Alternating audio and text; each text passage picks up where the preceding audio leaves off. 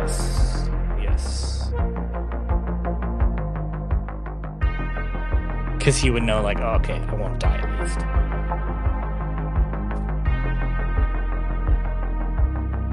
I might get the make sure to pull up our channel on Coach Yourself.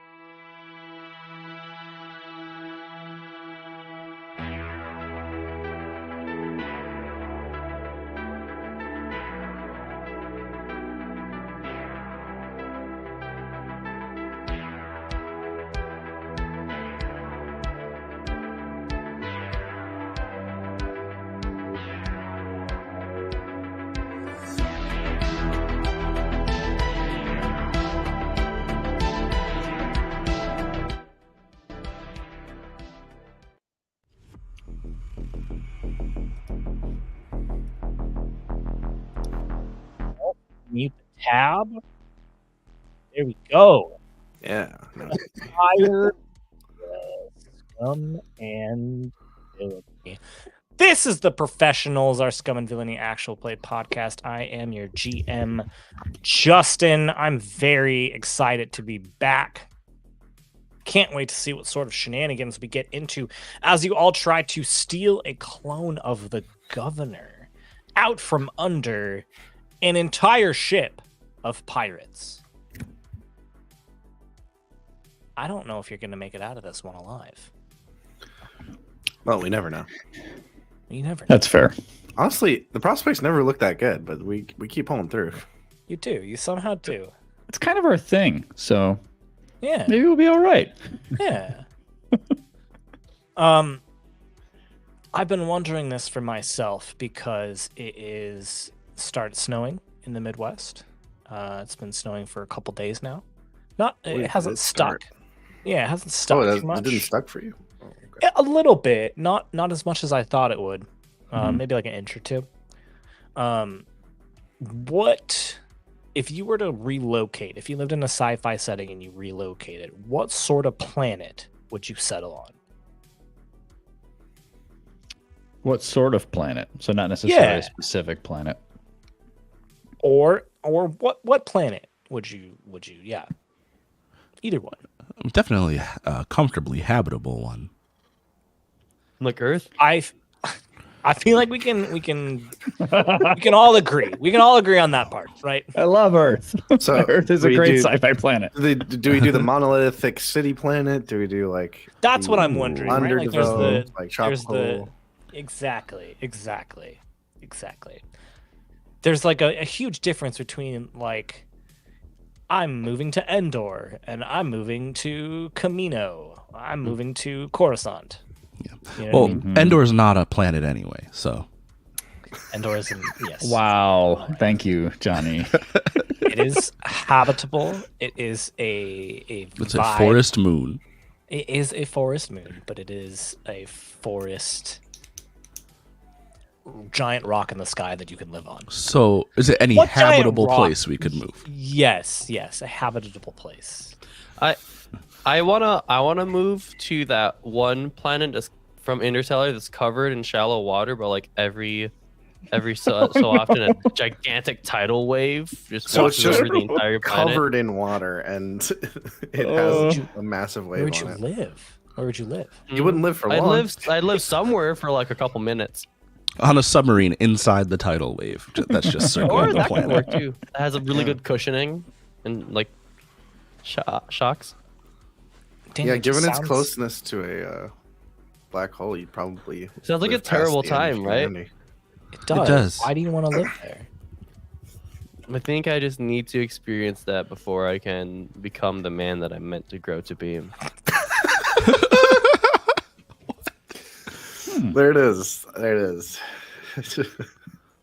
Danny's destiny is to die under a giant tsunami, and then only Yes. then will he ascend to Only a greater then plane. lies. The plane of manhood. Yeah, just total mortal. Yeah, I don't know. Naboo looks pretty nice. Yeah, Naboo does, does look right? pretty nice. Ooh, yeah, sure. I was trying to think of like what planet looks like it would just be Hawaii, but a planet. The planet on Rogue One where they have the data center. Oh yeah, That that's works. a good point. So But then the Empire. I was obviously using Star Wars as it's an example everyone's familiar with, but like there's like the tropes, right? The genres of types of planets. You could just be like a Hawaii jungle planet. I'm like, I gotcha. that one. Jungle Yeah. island planet. Yeah. Let's do it. It would be City Planet for me. Yeah. Oh, Yeah. Oh, That's some so much cyberpunk city. stuff. It is so much city, but I could never see a tree again and be okay. Oh. Yeah, I'm with Johnny. I'm too I much hate of a those city things. person to like live in a remote, like nice looking place. I have to live in a city because there's just be so much to do in a city. Yeah. And if I, if for some reason I was like, I need nature, I can just go to a VR cafe and pretend I'm in nature. There you go. Exactly. I actually hug trees, so I get what you're saying, but I also just really like You've deeply offended Hey. Nick. More power to you. just got different perspectives. Yeah, exactly. Yeah. That's why I asked the question. It's interesting. Different to see, strokes for like- different folks. Exactly. Different planets for different. I got nothing. Man, Man. it's Man. I failed from that immediately. Steve. I'm having trouble, I like City Planet. I just feel like it's endlessly interesting. I also feel like if I'm as cool as I'd like to be in this sci-fi scenario, then there's You're so not. many cool things that can happen in a city planet. Oh, I'm not. I'm just me. You're just you. Hey, Well, seems pretty cool. yeah, maybe. Yeah. I still lean that way. That's my leaning. My gut says It's a City city Planet. Yeah. So I do worry James- about missing at least one tree here and there, though, unlike for Johnny. sure. For sure. I'm sure the city planet has gardens on the top levels. Absolutely. Yeah. Absolutely. So Danny's gonna die. Nick is gonna live on an island planet, and Steve and Johnny and I will hang out, and maybe we'll go visit Nick occasionally. And we'll talk about how much we miss Danny. And we'll talk about. We'll be like, Oh, we It'd have a be new hard to show. hang This is out. the Why did premise he of a do new that? show. It'd be hard to hang out because you'll all You guys drop remember in when completely Danny different sides of drowned the his city first week planet. on that planet? Yeah, that was weird, right? Like, why did he do? why did he go there? He yelled knew something that was about being gonna a man, and then he drowned immediately. We need like a pilot episode coming of age vibe montage where we're all getting older, meaning just old Going to enough our to be like, planets. we need to all move to different places, and we're like, yeah, and then we move to our places, and then the rest of the series is just the four of us without Danny processing Danny being gone. Oh my god. I would go on One Piece esque adventures on my. Oh. Yeah. So because it's sci-fi, the end of the pilot episode would be us pooling our money and buying a robot that has Danny's consciousness uploaded to it. Any android. And then but Yeah. then they tell us specifically that this thing isn't waterproof, and the rest of the series is us just trying to keep the Danny android away from the water because it's just like I need to do this to be a Onto man. it. Like a It's just like Danny. He's stuck on the part. I'm a real Danny. good idea. Let me go swim. That's a funny story. I'm now trying to figure out what DANNY would stand for. Like that would be the robot's acronym.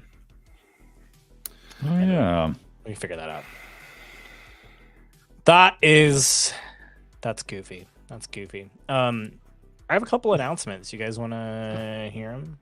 Do any nautical nonsense? Yeah. What? Disallow any Oh. nautical nonsense. Fair. That would be better I programming want the for D robot. in the Danny acronym to also just stand for Danny. Yes. Yes, that's funny. Danny, Danny and- no, yes.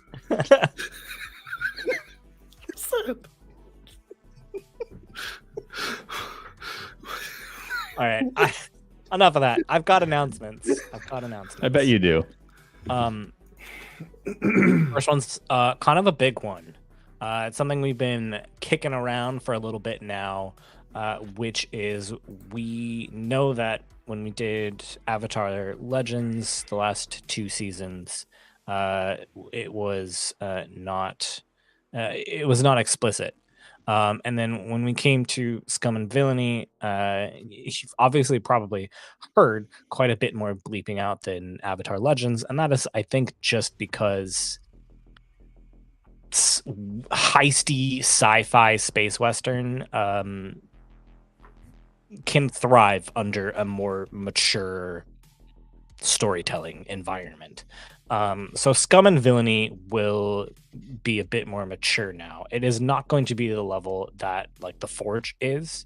We're probably still going to keep it somewhere in the PG-13 like low R rating. But I will not be bleeping out anything anymore. And yeah, so know that going forward. Relics of the New Republic, Avatar Legends is still going to be family friendly. That we want to respect the tone of the show, and so we will continue to do that whenever we play Avatar. But going forward, as we do new seasons, as we play new games, as we tell new stories, we might go back to a season that is family friendly. We might continue to pick a game that, you know, thrives a little bit less under a family friendly rating. So just know that going forward, if we feel like a content warning needs to be put up for an episode, we will. I don't think any content warnings have been needed for Scum and Villainy thus far. I feel like we've played a pretty like not super mature. It's been pretty like adventure-y and pulpy, I feel like, our sci-fi so far. So it hasn't really needed it. But if it does, we will make sure that is in there. What do you guys think about Safe that? for work, yeah. Safe. Yes, exactly. Wonderful. I have a question for you all before I give a recap, and I want you to be thinking about this. Last episode, you got a crew advancement. You chose the land speeder bikes, and dark hyperspace lanes. And we very clearly and explicitly said how you got those speeder bikes. Havok stole them from the Echo Wave Riders. Makes a ton of sense. He's been participating in some of their races.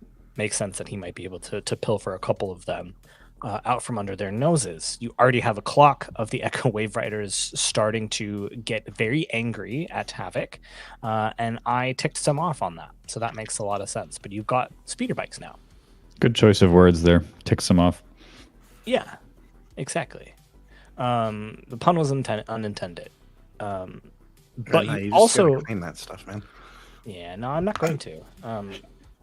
You also chose the dark hyperspace lane maps, and we hand waved how you got those.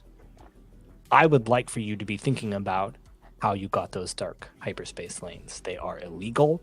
So, how in the world did you end up with these? You don't have to answer now. You guys can think about it, and we can have a little discussion in a little bit. It was a Christmas gift. Wanted it in a card game. Merry Christmas, Havok. Yeah. Graves just punched them out of somebody in a duel. just emerged and glide hovering over their head. I would love a loot bit drop. more plausible and interesting explanation for that. Oh, we're just warming up. We'll get right, there. okay. We'll get We're getting the All right. juices flowing. Yeah. All right, okay.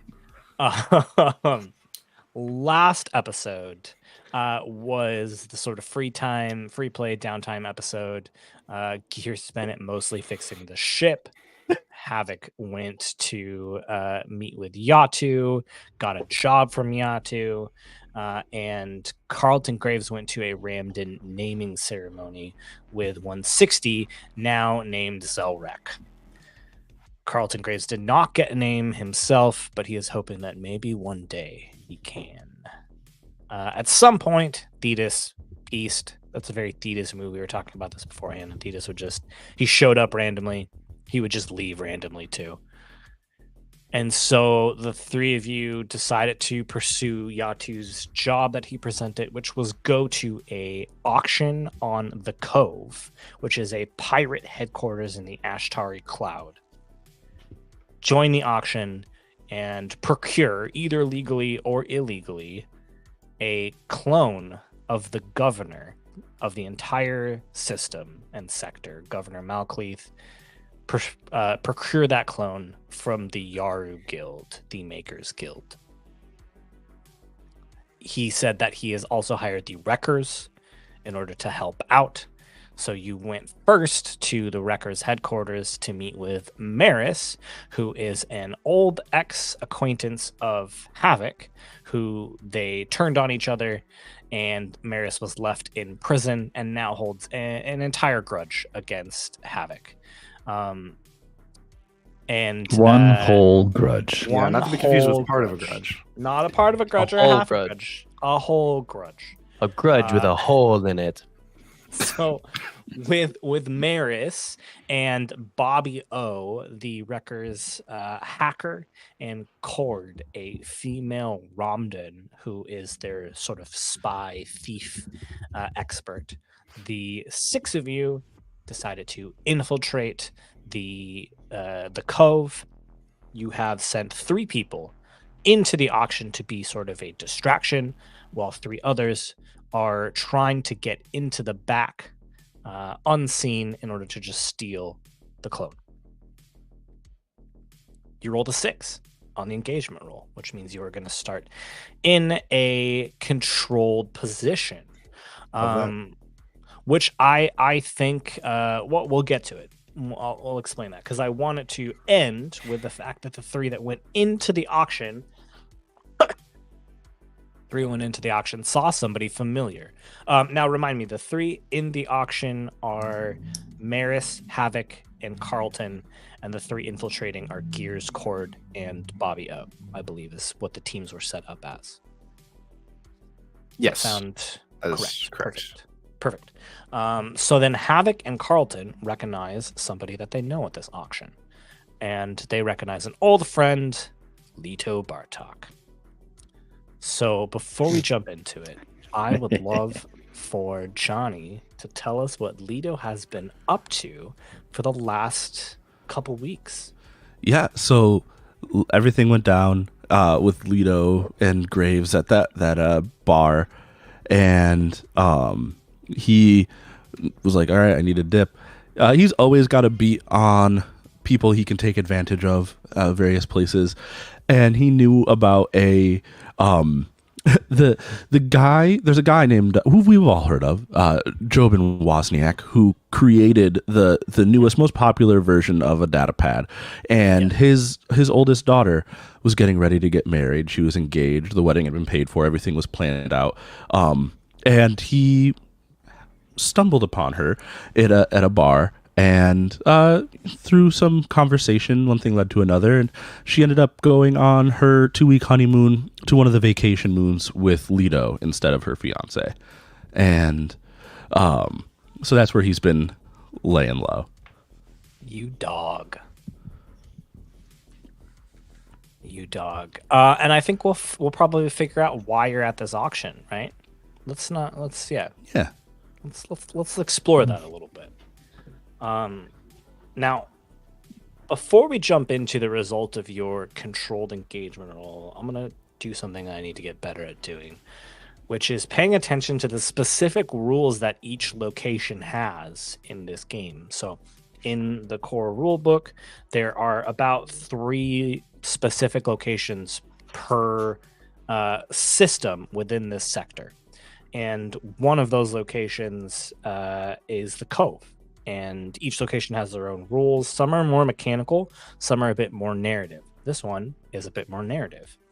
Here's the rule. I'm going to read it out loud, and I'm going to get better at, as we're doing the choosing a job and engagement roll, I'll let you guys know what the rule is so you can take advantage of it. Here in the Cove, conflicts are rampant, but by Banshee, the pirate's leader, by her decree, no murder is allowed. Those needing to settle blood feuds resort to kidnapping and killing folks outside the cloud. So, your characters would all know this going into this. You would know that killing is not allowed in the Cove. So, you're going to have to find other methods in order to deal with things, should things get hairy.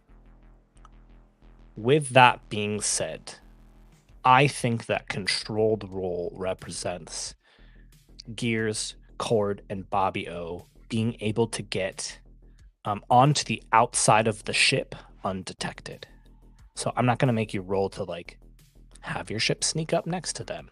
I think we cut to the 3 of you in your spacesuits outside of the ship. Well, right. Guys, come here often? Or, Nope. I've never been here. This is Ash Cloud or the Ashtar Cloud. No, never been here. I try to stay away from people most of the time. I usually do most of my work back in the headquarters. So that makes sense. Right. I'm gonna start cutting into the ship then, and I'll take out my fine ship repair tools. Fine ship repair tools. And, To unrepair the ship. to repair in reverse. the walls of the station. It's a very similar setup to what I did on the prison ship, which will be to sort of cut a hole, leave a, cover it though, so I don't immediately evacuate all of the air inside. I love it. I will say this as well too before we get into the Cove is actually made up of a bunch of lashed together ships. And in the center of that is what's called the Nightbreaker, and that is the capital ship in the headquarters of the Maelstrom pirate faction. So I think that while the auction is taking place in the Nightbreaker, where everything is being held is a little bit further away from that. So you're kind of cutting into one of these further lashed together ships. Not like quite on the edge, but like not quite the actual capital ship in the center. Okay. What action do you think you're using? I would go with rig. I think that makes a lot of sense. Yeah. Do I get extra effect because I use my fine tools, or is it just evening out because they're better than us? You're gonna even out I think because of the tier of the Maelstrom. They are a tier 3 faction. But you are in a controlled position, and let's see. Do I want to say limited effect? Because they're tier 3. I think I do. I think I do want to say limited. Okay. So you're in controlled position, limited effect. I'm gonna push myself for some more effect. I like that. So now controlled position standard. I will not take any more dice. Okay. Just need Well, that. real quick, did we already last episode? Did we say our loads already?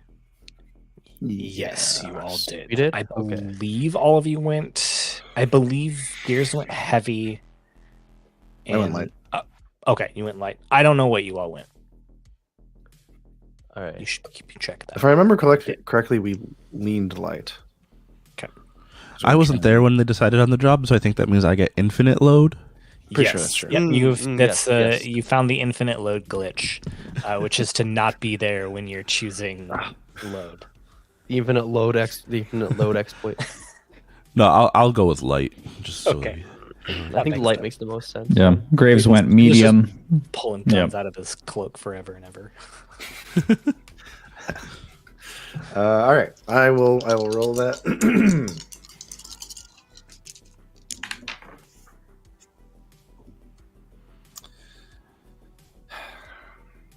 That was a 3. All right. Oh, 3 dice. I got 2 3s and a 1. That's a bummer, man.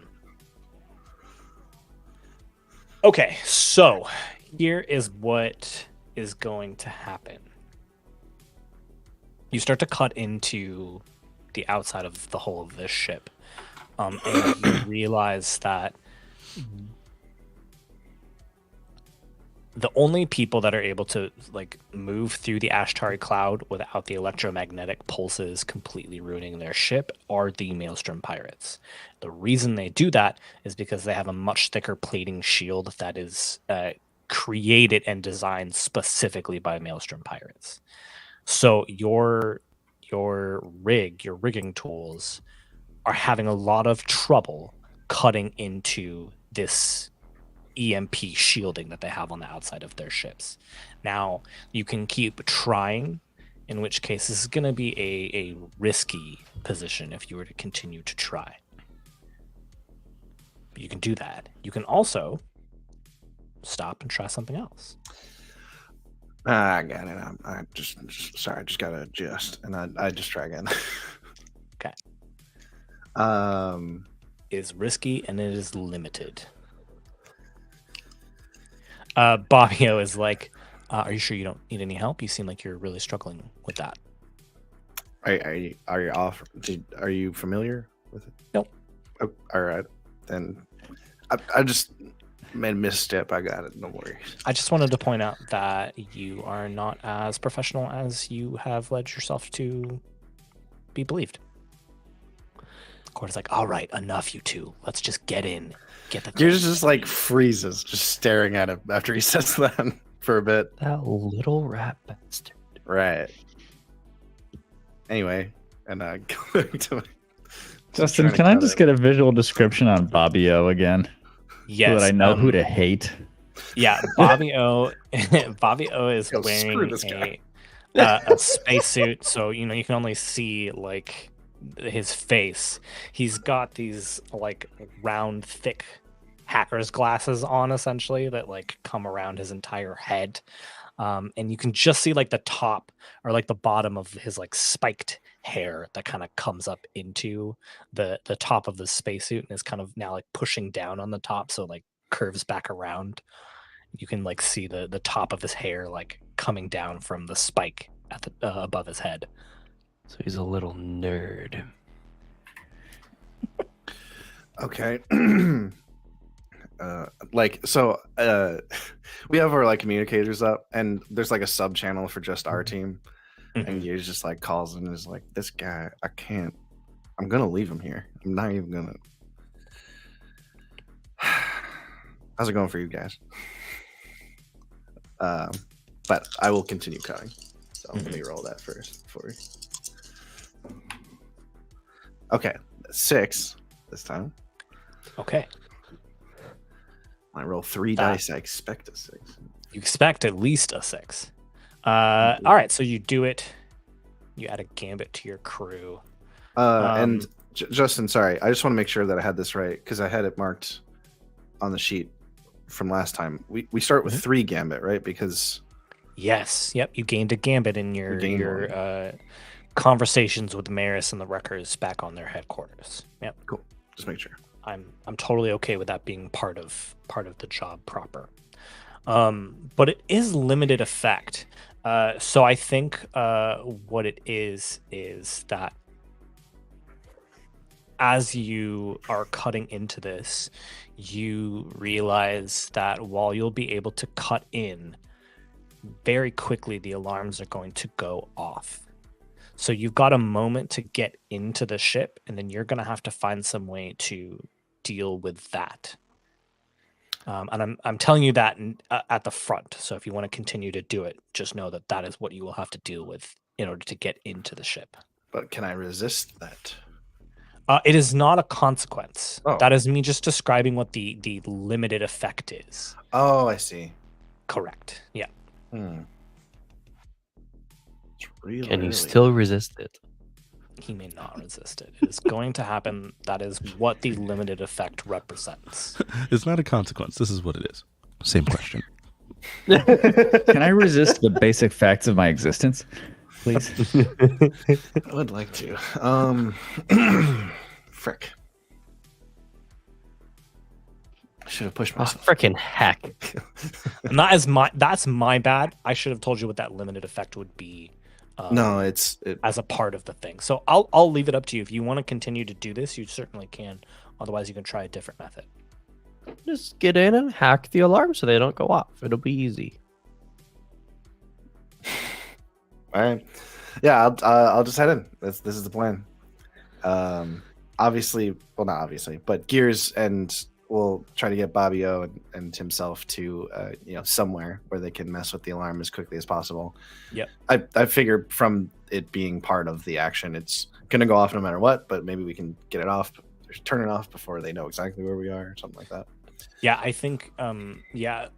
I don't know if it necessarily goes off, but I think what it is like you've got maybe a minute, like you've got a moment to try and make sure nobody recognizes what's happening. Okay. So you like quickly lead them in. You're like, they're like, fine, okay, all right, we'll go in. Court's like, fine, all right, okay, all right, we're going. Get inside right now. You get in, and what do you do to try and address this impending alarm that is going to go off? For dramatic purposes, this ship doesn't have its gravity drive on, so we're floating down the hallway, Mhm. and Gears is just like whipping himself down as quickly as he can to the nearest like node that he can jack into, and he's like, "All right, Bobby, you plug in here, I'll plug in here," and just trying to get it going as quickly. I will take out my fine hacking rig. Yeah, you will. I will attempt to cut the alarm before it goes off. I think it's risky, and I'm gonna say this is standard because Bobby O is helping you. It would have been limited if it was just Gears, but because Bobby O is there, increase your potency a little bit and make it standard. Cool. So All risky standard. I will spend a gambit on this. Seems like a good time to do that. And where am I at with stress? I will spend the stress to improve the effect to great effect. Okay, great effect. All right. How do you think that extra effort manifests? I should start asking you guys these questions because these are things that we can discuss at the table. Yeah, I think Gears is he's just really trying to get this started off as like smoothly as possible. The just scramble down the hallway, just slamming his personal computer into the node. He like there's like a level of like panic, but he's just balancing it out with being like effective, and that's where he's at right now. Yeah. Perhaps may I, because you achieve more than usual with great effect. So Bobby O dies. Bobby O passes away. and then it goes down from great to standard because he had pushed you up anyway. No. Perhaps with the help of Bobby O, you were able to get some other information, perhaps schematics, perhaps some other thing like that as well. Yeah. Codes. We probably have to break into. I like that. Storage areas. That would be great. Perfect. Okay, I like that a lot. While we're in there, we might as well take a look. Take what we can.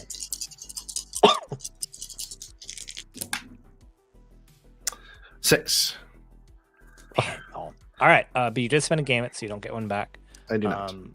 But you do it. So there's like a timer. You set up like a little clock on your visor counting down when you think that this alarm is about to go off, and you're just rushing down the corridor with Bobby O, and he's like, okay, fine, I'll jack in here. He jacks in. I'm like whipping him towards the you throw him. You throw him, he jacks in, you jack in, you guys start typing on your hacking rigs, and the countdown's going like 5, 4, 3, 2, and it hits 1, and you guys both hit a button at the same time, and the countdown stops. You wait for a moment. No alarm goes off. Bobby O unjacks. He's like, I don't know why you're sitting there. We've done it. I was just it was a dramatic effect, whatever. And I get up and I put my hacking rig away. By the way, I got the codes for the storage unit where all the auction items are being held. I assumed we want those. Yeah. Can Havok hear all this on the communicator? Yeah, I think for all right, just making sure. General dialogue, we're all on the same channel. Yeah. But yeah, Gears is like a sub channel that's just for the team. Good. Yeah, naturally. He flicks the codes to your heads up display so you can see it as well. Nicely done. I suppose you had time for that. Let's be on our way. Cord goes, all right, I'll lead from here. Please. Best experience being quiet.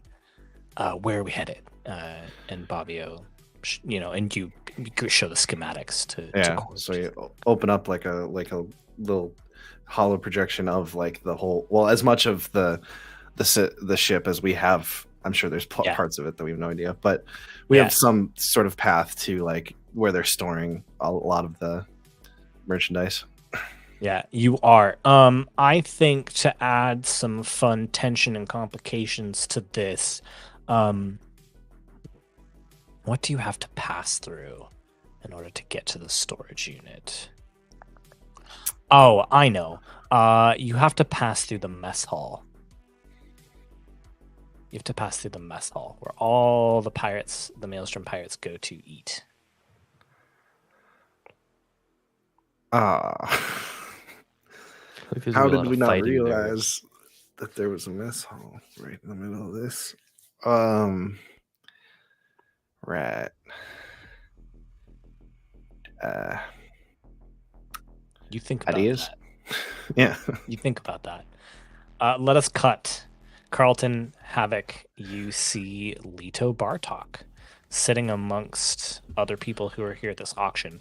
And I would like to take a moment to clarify something. I think when I say auction, most people in their heads are like, oh, so fancy. Everyone's wearing regalia. Everyone's very quietly munching on hors d'oeuvres and waiting to hold up their paddle. That is not what this type of auction is. This is a room full of scoundrels and pirates. So, like, they're not hors d'oeuvres. They're eating, like, barbecue sticks. You know what I mean? Not. I was in my head. I was like people, but I was like, no, they're not cannibals. They're cannibal pirates.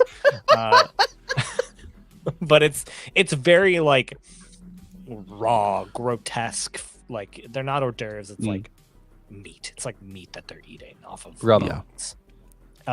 Rum everywhere. There's songs playing. Every now and then like a fight will break out. Music, and heavens. Yeah, exactly. A fight will break out and someone will like have to stop it. And there are though still some people who are more well-to-do spread out through that, and you can see how uncomfortable these people are. Sort of thing. I was gonna say, like, I think Leto's invitation to this auction, his like in to this auction, is some of those people. And so he didn't necessarily realize when he got on the ship to come that this is where they were coming. And so he is in, he doesn't look as ill at ease as the other people that are more well-to-do because he runs with people like you. But he is way, way, way overdressed. Absolutely. Like he probably would have been overdressed at the type of auction he thought he was going to. So for this, he's even more very so. overdressed. What do you two do, if anything, when you see Leto? Earlier, Nick stated that gear is that communicator. Oh, how's it going, guys? So response that Hadley. Oh well, Leo's here, so What? we're gonna go talk to him. All right. Catch up to you. And He's dressed like a fancy napkin. You know, What should we do? I mean, you can talk to him, I guess. I don't know. very accurate actually. I'm gonna see how it's going. And Leto. At some point you see Havok from like across the room walking towards you, put like his hand up and wave. Yeah, as he walks towards you. I have an important question before I say what Leto's response to that is. Justin, there might be a role attached to this. I don't know, but is there anything that they don't know yet with Leto having been here for a bit that I know about the situation?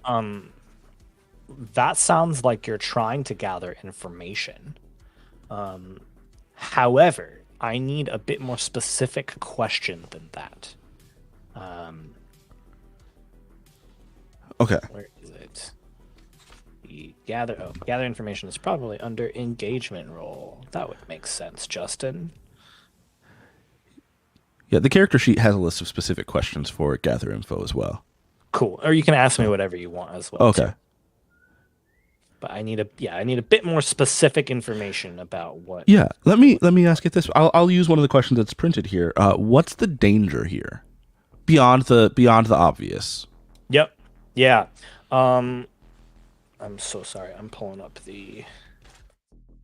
I think you get a die for sheer luck. Gather information. Why are you not in the? That's all right. I believe you get a die for sheer luck. Mm-hmm. And I believe that here we go. Here's fortune roll. There we go. Found it. Is it a fortune roll or is it an action roll? Well, let me ask you this.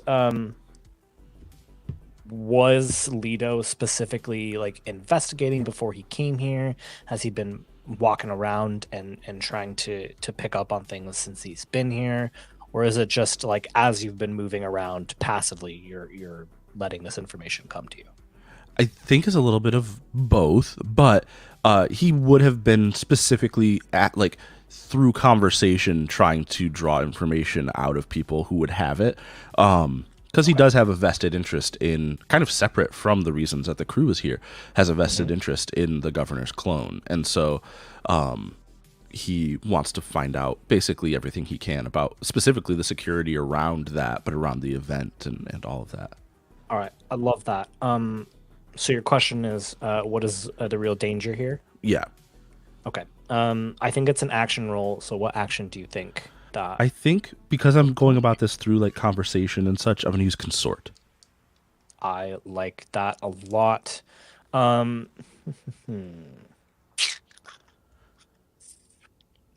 I still think there's a risk inherent, especially since you're trying to suss out the danger or something that's hidden from you. I think trying to get that information requires quite a bit of subtlety when you're having conversations with people. So I think it's a risky position, but we'll say it is a standard effect. Okay. 6. All right. Got a 6 and 2 ones. Johnny Button. 6, you do it, and you get a gambit back because you didn't spend one. Now I will tell you the answer. You're gonna get good details, and you can ask me clarifying and follow-up questions if you would like. The real danger here.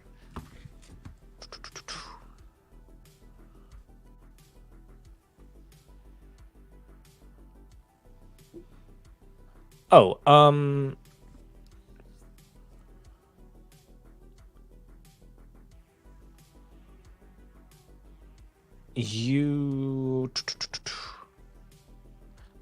here's what the real danger is. You're talking to people, and this is obviously not the first auction that the Maelstrom pirates have held here at the Cove.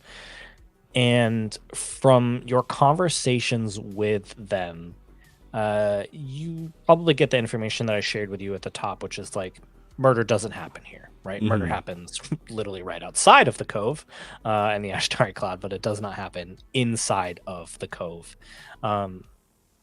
However, the Banshee holds considerable power, obviously, here in the Cove. And oftentimes when a high-profile item is up for auction at these things, even if somebody buys it, those people often find themselves missing.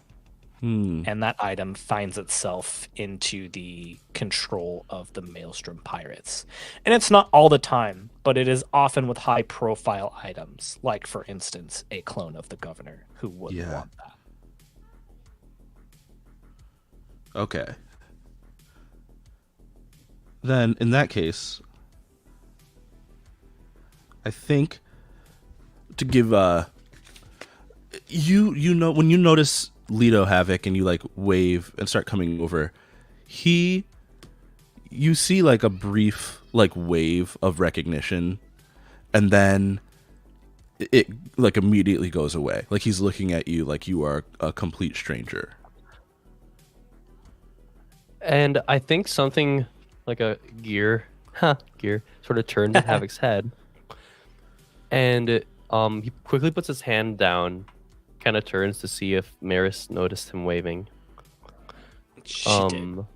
Yeah. You raised your hand very high. Yeah, and away from her, he'll sort of point to like where the communicators are kept, looking at him. And just to kind of, as a gesture, just say like, "Hey, do you have your communicator on?" to Leto. Yeah, he looks away, like sort of like to your left, like he at you, and then gives like a nod. Yeah. Doesn't move to turn it on right away. Ooh. All right. This is feeling a little risky. Yeah. This is feeling a little risky. I'm down to roll skulk. Does Make I sure like- specifically Merris doesn't notice. I like Merris and literally anybody else here. Yeah. Yeah, yeah. Who knows who's watching you? I like Skulk. Like I said, I think it's risky, but we'll say it's standard. You'll be able to communicate this with Leto without Merris or anyone else picking up on that. And I do want to point out,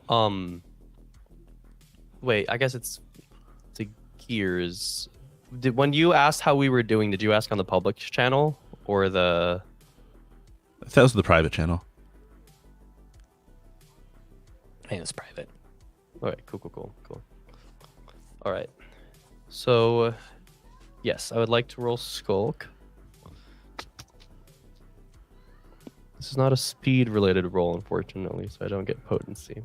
Yeah, sorry. No speed or flare involved with this. But I do have 2 pips in Skulk. It's pretty good I'm a Is pretty it skulky enough? fellow. to get a 6. We only have 2 gambit. I don't. You have 4 gambit. We have 4 gambit. Yeah.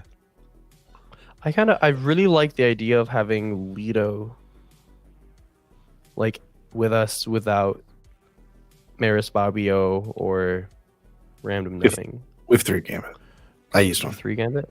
Oh okay. Yeah, and then we got. I thought we got another one back on another roll. You used one, and then like the next 3 roll, minus we got 2 it plus back. 1. Oh, So 3. have we rolled?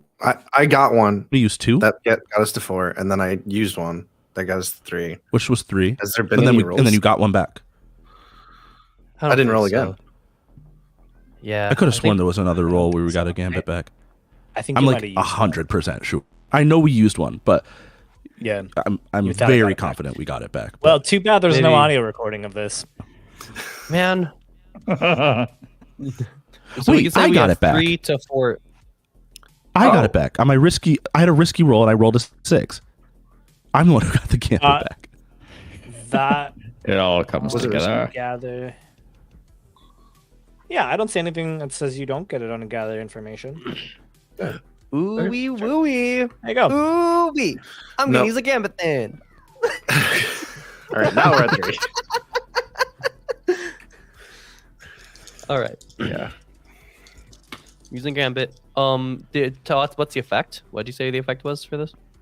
I said Standard, the right? effect is standard. Standard? As well. All right. So Yes. risky standard. If you- just a If regular you roll. wanted an extra die, we could also make an argument that Leto is assisting you in this. But that is up to Leto if he wants to mark a stress for that. Is it just 1 stress? It is 1 stress, yes. Then I will assist. Okay. Heck yeah. All right. Yeah. For another die. Yes, for another dice. So I'm rolling. Yeah. But If it was but 2 dice. stress, I'm you'd be rolling SOL. 4 But dice. SOL. The sun. The soul. There are 2 6s there. Wow. wow. All right. Wow. Wow. 2 6s, a 3 and a 1. Wow. You did spend a gambit, so you're not going to get one back. But wow. But it is going to be great effect. What more do you achieve?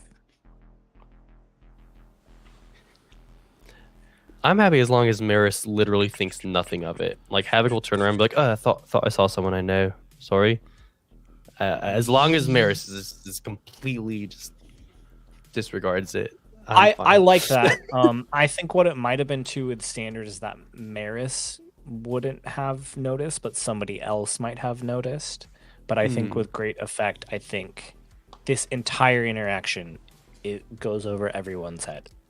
All right. Yeah, Havok turns around and says, "Sorry, so I have Tourette's, you know." Oh, Put my hand up. You know. I always suspected you had Tourette's. Don't act like you know me. Havok, we ran together for years. I know you very well. You're a piece of shit. Well, yeah, I mean, I might have left you for jail, yeah, but now you're trying to kill me. It seems a bit over the top, doesn't it, Merris? I don't know. I think she's right. Also, please turn your communicators off. Shuts it off immediately. You all need to hear this. You all need to hear the type of person that Havok is. Oh, we are acutely aware, man. Thank you. I haven't been Also, trying to hide the place where I Pretty am. soon, I'm gonna need you guys to do the distraction. So, All talk right. amongst yourselves. Speaking of, Yeah. Justin, as Graves surveys this pretty raucous occasion, like I'm Yes. just wondering, like normally where my brain goes is a fight would be a great distraction if it were the uppity sort of auction where everyone is, pearl clutching and oh my goodness, how could somebody? no! Yeah. But if there's already been several fights that have, since been dissolved over the course of pirates just gathering into this room, I'm curious if I've noticed anything regarding how those are resolved. Are people taken out of the room? Are they just separated and they cool down? Are we seeing consequence for fighting? Or is it so commonplace that it could be a sufficient distraction without real issue after the fact? That's my sort of line of questioning. Very commonplace. I don't think this is a gather information role because this would just be something you would see. It's very commonplace. There isn't it is assumed that there will be multiple scuffles throughout this entire auction, so there aren't consequences really for it. Yeah. It's like that thing where a group of criminals and thieves will have a fight, and then they end up becoming, they have a laugh and they get closer a little bit at the end of that fight. A little pat on the back, and then they go back. Exactly. Like that is how they resolve tension and conflict here in the Cove. Like real men. Like real men who allow themselves real to women. get killed by tsunamis. Yeah. Okay. It was just a metaphor for the Cove. Also asking about sort of the obvious or surface level, does it seem like anyone in here, you mentioned that there's kind of a disparity between the majority of the crowd and some of the posh folks who maybe were ill advised on what to wear. Yeah. Is there anyone who has a significant security detail where it's just obvious that they're surrounded, prepared with muscle? I love that. I'm gonna roll a fortune die for that. Okay. To see if there is. I'm gonna give you a die for sheer chance. Do I think there's anything that would give you an advantage in that? Muscle recognizes muscle. Yeah, muscle recognizes muscle. I also think that rumors of this clone being auctioned off have been distributed. And there would definitely be some pretty high level people who might be interested in that sort of thing. So yeah, I'm going to give you a die for that. So I'm going to roll 2 die here. Okay. To die or not to die? To die or not to die? My friend, I rolled very well for you. Oh, thank you. I almost rolled a critical. Almost. There is, in fact, a you don't even see the person first. You see the guards first. As Danny just said, muscle recognizes muscle. You're kind of looking around the crowd, and there are people that look as intimidating as some of these pirates do, but they are very, what's the word I'm looking for? Very reserved. They're scanning, they're watching. They are not moving though. You can tell too. Let's see, any good factions that these people would be from. Oh, you know what? Yeah, that makes the most sense. You recognize the official shield of arms of House Malcleath. Oh, These wow. These are House Malcleath guards. And is it obvious to us that it's public what all is being auctioned here? I assume that that's partly what's attracted this crowd. You would imagine that if the rumors of a clone of the governor being auctioned off here are true, which you know they are, and it got out, who would be interested in making sure that nobody else gets that other than House Malcleath itself? Yeah. Oh, okay. My last question, Justin, as I'm trying to assess what we have here. So many questions. I say just act, my friend. Nah, I just act. Just do something. Well, what's Merris good at? I need to know that.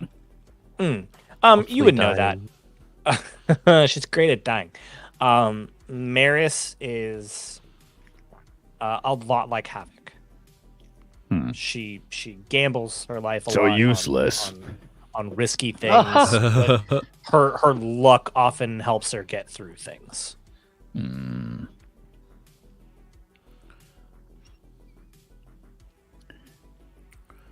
All right. This is not Graves' usual suit, but here we are. We are the crew. We split ourselves the way we did. Graves surveys kind of the simmering, equation before him and the occasional outbursts and how it's settled, and he surmises that he will need either everyone in this room to fight or something of equal significance to provide a distraction big enough. It's everyone's just too callous here. And so he looks around for some important people, and he approaches one of them. Not House Malcleith. Yes, I assumed that. There's a woman who looks very on edge, wearing a nice suit. She startled at the moment when you come. She's like, "Oh my god, sorry. Please carry on. I'm just here for the auction. I don't really want to talk to you." If you're here for the auction, you should know something. And Graves stoops down to whatever her height is. It's much smaller than yours. Grave fully squats. Yes. What? This whole thing's ruined by Malcleith being here. And he just kind of tips his head over towards their crest. What is your intent here? My intent is to turn the other people of significance and their muscle, if they have any, against House Malcleith. Very interesting. Okay, let's continue the conversation then.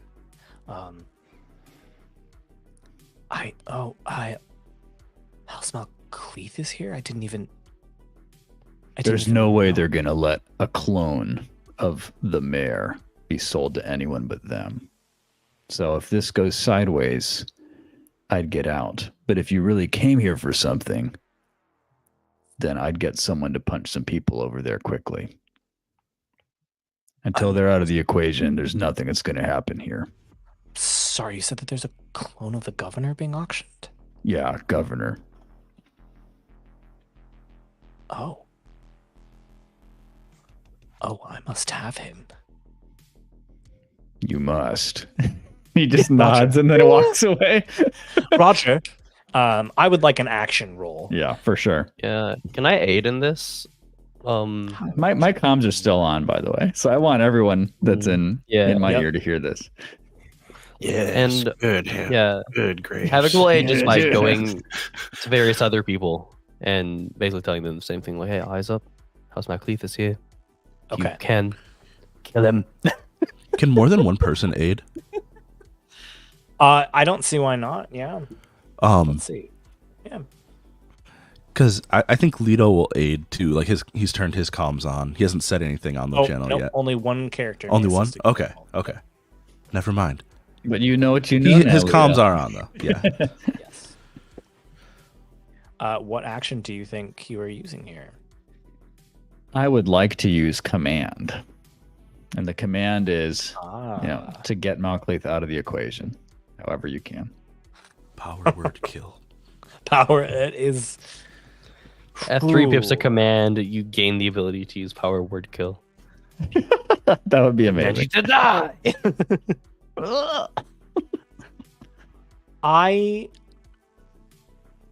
I think it's desperate. I think it's desperate. And okay. I don't know if I have to explain myself to you for why I think it's desperate. That's fine. It's a lot to ask. It is a lot to ask. I think, obviously, like you can pick whatever action you want. You've chosen. Nobles probably don't respond as well to like direct, almost threats and intimidation than they would a more subtle conversation. Well, I think the conversation was what it was in terms of its content. I don't think that choosing the mechanic command does anything. It absolutely does. That's the whole point of you choosing the action. That's how I adjust the position and effect. So because it's called command, Because it's assumed that regardless of the content of our conversation, that the tone Yeah. is forceful. So If it was that, like- that tinges how that conversation went. So what you said and how she responded to that was not in like a subtle like, hey, watch out for this. It was like, you need to kill that person. That's how she's Yeah. taking. Yeah. All right. If it was written like like think of that as like punctuation. By choosing command, you put an exclamation point instead of a period. Exactly. Exactly. Okay. It is a bit more intimidating than which makes sense. That's not Carlton's forte, right? Subtle Yeah, conversation. yeah. So I think it is desperate. Okay. But I will say that it is a standard effect. That makes sense to me. And trying to decide if I want to make a clock for it or not. Let's see how the roll goes. Let's see how the roll goes. I will use a gambit here. But you get a Pippin attune or a resolve rather. Sorry, since you Will, roll yeah. your desperate action. Since it is desperate. That is true. And don't forget to All add the right. die for Havok assisting as well. Yep. Yeah. So that puts me at 3 with 1 Pippin command, 1 from Havok, and 1 from Gambit. Let us see what the future holds. Lettuce. Let us. All right. Highest is 6. Okay. You do it. That's pretty good.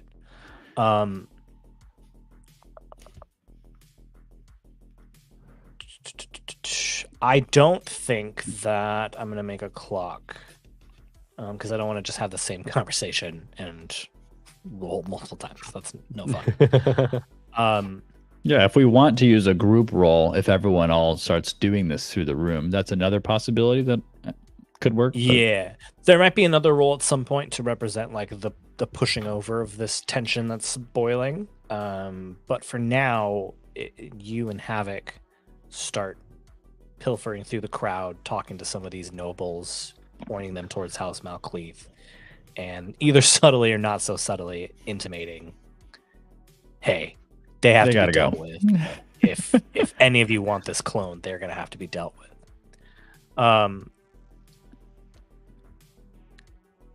The temperature of the room starts changing as these conversations are happening.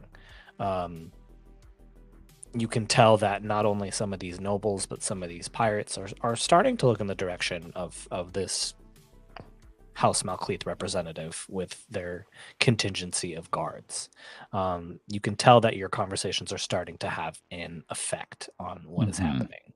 Heck And it yeah. is at this point I would like to swing the camera towards Gears.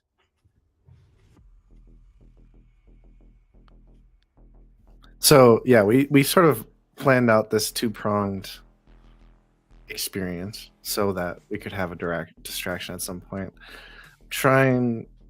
I don't think that would have been for the mess hall though. I think that's for like when we get to Correct. Yes. the thing. So Yep. for the mess hall, I think I would like to do a flashback. Oh, I love that. Tell me what that flashback is. So, in some sense, what you're saying actually is that you did plan a little bit. Yeah, You had Yeah, some so- contingencies for if you had to deal with something like this.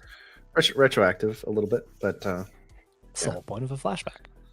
we're retconning here. So we It's- did so- plan for this. Yeah, I would say it's less a retcon and more like instead of us spending an entire episode of you coming up with all the various avenues of the plan, we're just saying you did that. You planned for Oh. this. No, I just meant that I retconned my statement that I had no plan. I just Yes. you just forgot there was a plan. Yeah. So the flashback is we're like going over. It's like the meeting room. We're going over the ship schematics that we do have, which we're sort of limited by what parts we know of the Maelstrom base. So we have moves this path around too, because right, just yeah. lash together. It Ships, reconfigures. changes constantly. We have this plan, and the only option we have without going through some area that we don't know is to go through the mess hall. So we dress it, and so Gears is like, well, is there any way we could get our hands on some Maelstrom gear? Anybody? Would you folks have any access to that? And I motioned to the wreckers.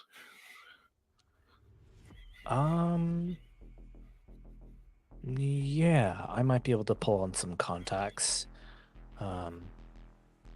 They don't like me though, so you're gonna have to.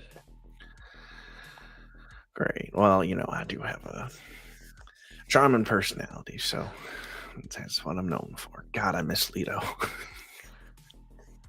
All right, I'll send you the details. Thank you. Yeah, and Gears goes to meet with these people. I'm assuming in some back alley on Warren.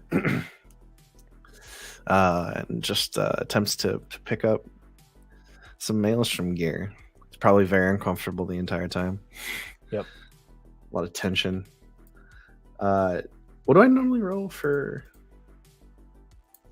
Sorry, my What do you quick think? reference. I do think there is an action here for sure. Right.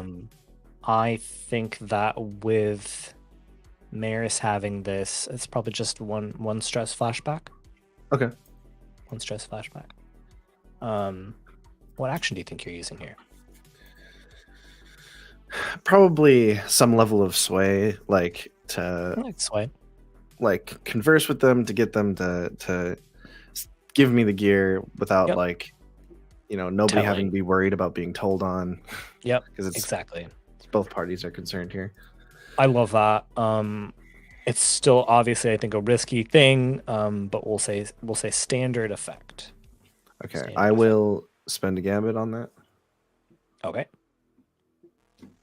What is your And gambit total at now, by the way? It is now 1. Ah, okay. All right. Rolling. Maybe rolling. 2 6s. Whoa. On All 2 right. dice.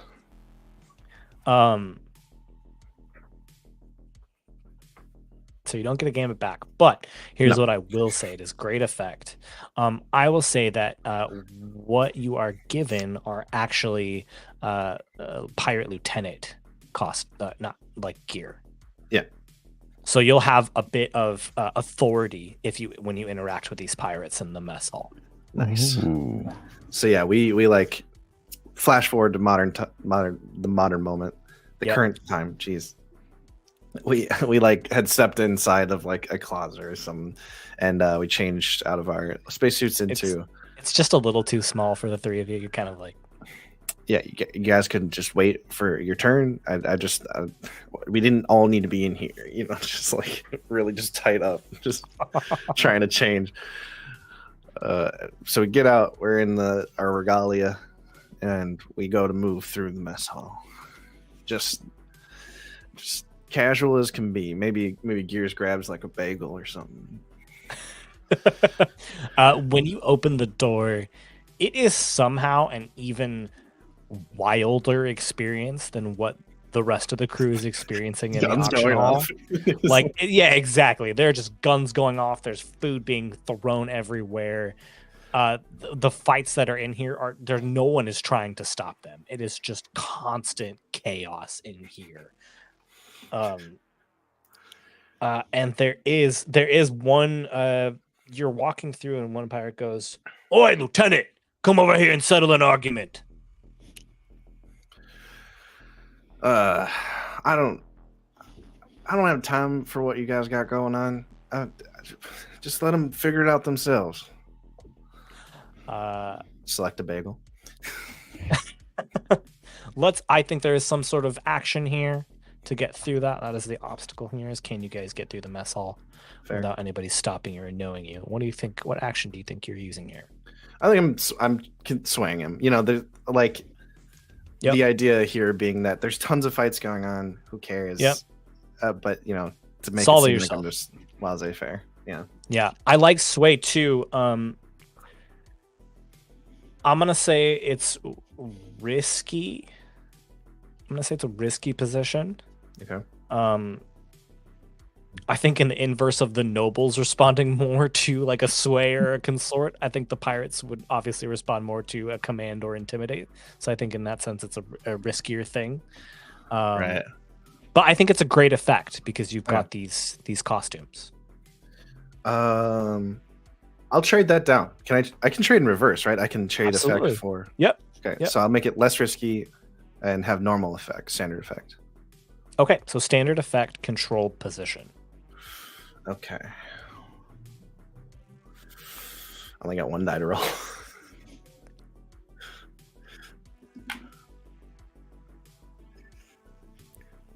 A 2. It's a 2. Okay. Oh, Oh, this is where the no. fun happens. This is This is absolutely where where the the fun fun happens.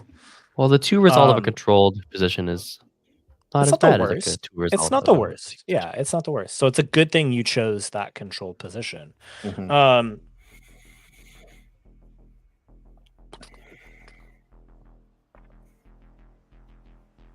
Uh, um, Here's what it is. What did you throw there, Nick? The die that betrayed me. Oh, okay. Like I could see you like holding it back. Like, oh, I gotta do it. I gotta do it. I gotta do it. I gotta do it. The pirate goes, "Oi, this was your job, though.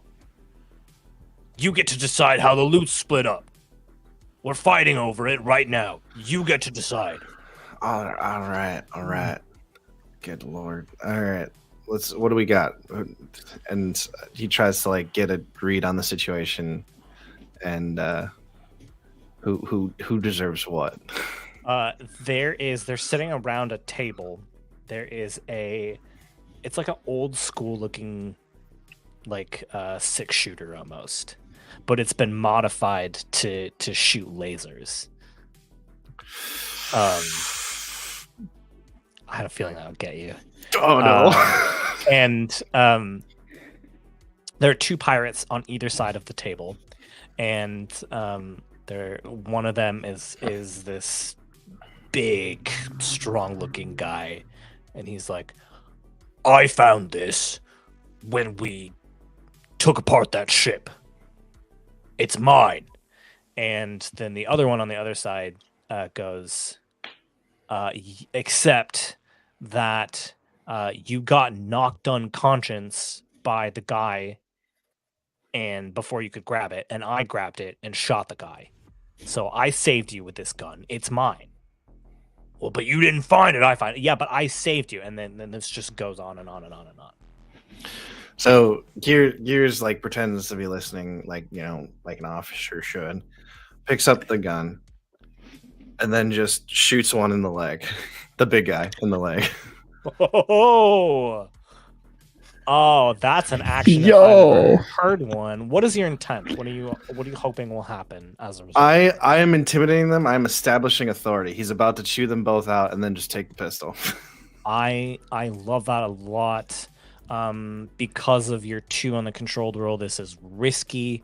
And I will say it is a stand. Well, give me the action first. I think I have to go with command. Yeah, I think it's. Yeah, I think you're right. I think it's still risky though because of the controlled roll. But we'll say standard. We'll say standard effect. All right. I got it. Use that last gambit. We only have one gambit left. You want to use that last gambit? Otherwise, I'm rolling 2 dice and taking the lower. Whoa, I'm at okay. risky, right? For standard Yeah. effect. Yeah.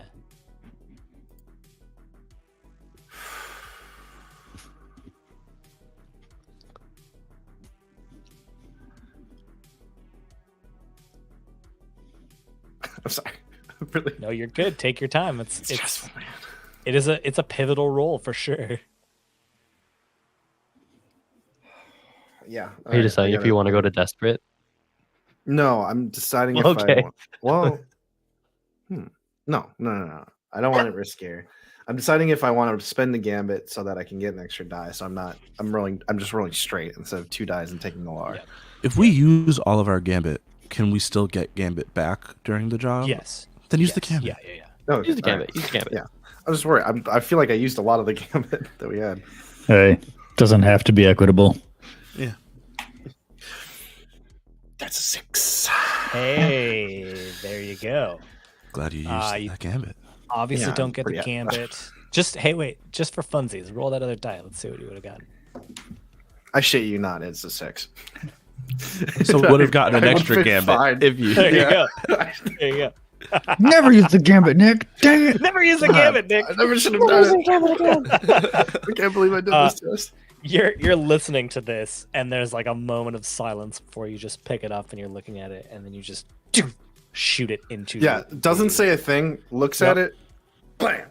Just right into the dude's leg. Oh, what the hell is that for? 2 things. You'd be dead without your friend here, so shut up. 2, if you're gonna fight like children over it, as an officer, I'm just gonna claim it. Now get out of my sight and don't have a problem like this again. And I just pocket the revolver and start walking away. I love it a lot. Bagel in hand, baby. Hell yeah! I start the bagel in one hand, revolver in the other. Mr. Idol in the other. Let's go. That bagel is the source of his power right now. I mean, no one's Yeah. going to be like, He's You got a start bagel. walking. Don't bother. No one can talk to him. You bagel start time. walking away, and you can hear it muttering behind you, but nobody follows after you, and you are able to get through this So powerful. That's what So I thought. powerful. with the blaster pistol and the bagel.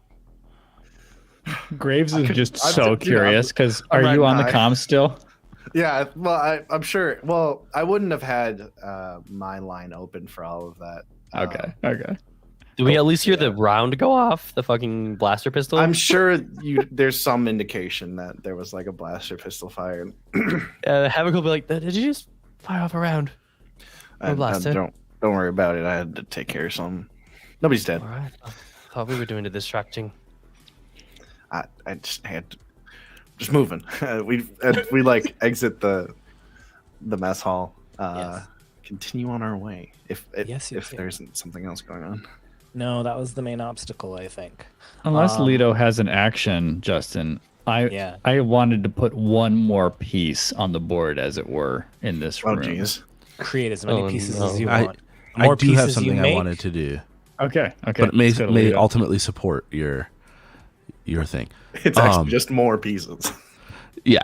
No, as I wanted to, so as people are starting to pay more and more attention to Malcleith and less attention to what is going on around them, Yep.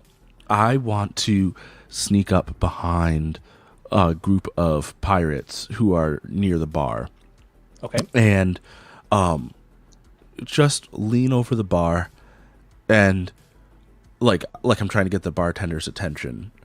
And right before, so what I want to do is before the bartender looks at me, I want to plant a detonator under the bar and then call for their attention and just ask for a drink so that they don't know that I'm doing something nefarious. Okay. I love it. I should say as well too that like while all this is happening, there's auctions happening, right? So like the announcer. Oh, okay, comes it's up, live. Yep. and now they're auctioning off a Maelstrom enhanced like Ashtar. Oh yeah, maybe that's it. It's some of the like EMP plating for the Ashtari cloud. So they're auctioning off like the ability to have your ship be fitted with these plates, and that's happening in the background while Leto goes up to the bar. I would love an action for this, Yeah. for sure. This is going to be a skulk. A skulk. Skulk. A skulk. Skulky boy. Skulk. Yeah. I think it's risky, and I will say it as a standard effect. You will plant this detonator. Amazing. Okay, I'm going to push myself to Okay. get an extra die so I can roll 2. Leto has potency on all pretty boy rolls. I forgot about that playbook move you took. Yeah. Because I'm pretty. That's the name of the move. No, I rolled a 5 and a 6. So 6. Okay, but that totally sounds like a It does sound like a move that not only Leto would have, but exists in the game. Yeah. So we get a gambit back, right? Because it's risky. Yep. So you have back to 1 gambit, and you do it. You sort of plant this thing and then call over the bartender. He's like, "Yeah, what do you want? Do you have a gin and tonics? Got rum? Well, my goodman, I shall have a rum. I know one's Goodman. I'll get that rum for you, though." See that you do. Thank you. he walks away, gets the rum, brings it back. You should have The called other him pirates back. are like looking at you like, "Gin and tonic? What? Where do you think you are?" Do they say that, or are they just looking at me like that? No, they definitely say that. Oh, I take the rum from the bartender and kind of like lift it up towards them and go, "Fancy drinks for fancy lads," and then turn around and walk away. That needs to be a move too. Fancy drinks for fancy lads. Fancy lad. Yeah, no, these are good. It's a very good ability. Johnny's on a tear. You walk away. Are Carlton or Havok doing anything? Yes. Yeah, you go first. You go Sounds so first. threatening. Oh my god. Hun. Yeah. A little So I'm stirring up intimidating trouble in the room, right? But when you said, Justin, that because of Havok's very successful role at covering up his wave at Leto, I'm just curious if I have seen Leto. I think you narrated initially that we saw Leto coming in. Yes, so I think you saw Leto. Okay. I don't know if you saw the interaction between Havok and Leto, but you saw Leto for sure. Yeah. Yep. Okay. And at this Knowing moment, that- Leto's kind of just walking away back from the bar. Yeah. At this moment,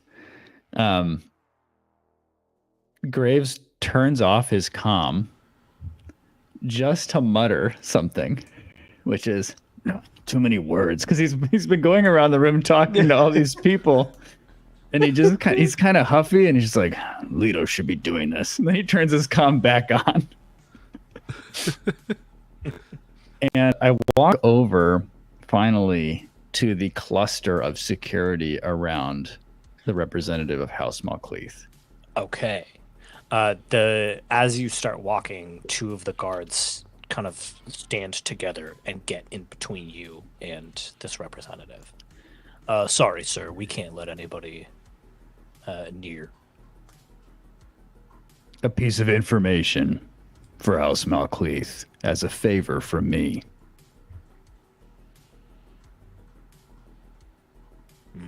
We're not quite sure what you're talking about. We're just here for the auction. I'm offering you something important to your, whoever it is you're protecting. All right. I think there's an action in here to convince them to let you speak with this representative. Yeah. I think it's still command, because I just think Graves has trouble getting out of that and into something more consortish. I love it. I love it. Graves, you have to learn how to play nice. Stop threatening everyone. I was trying to give him a cookie. Why won't you accept my present? Flashback. Graves with a cookie. Crushes the cookie. Eat this. Happy birthday. And he punches someone in the face. Either eat it or choke on it. Ground. I think it's desperate. Yeah. Grabs.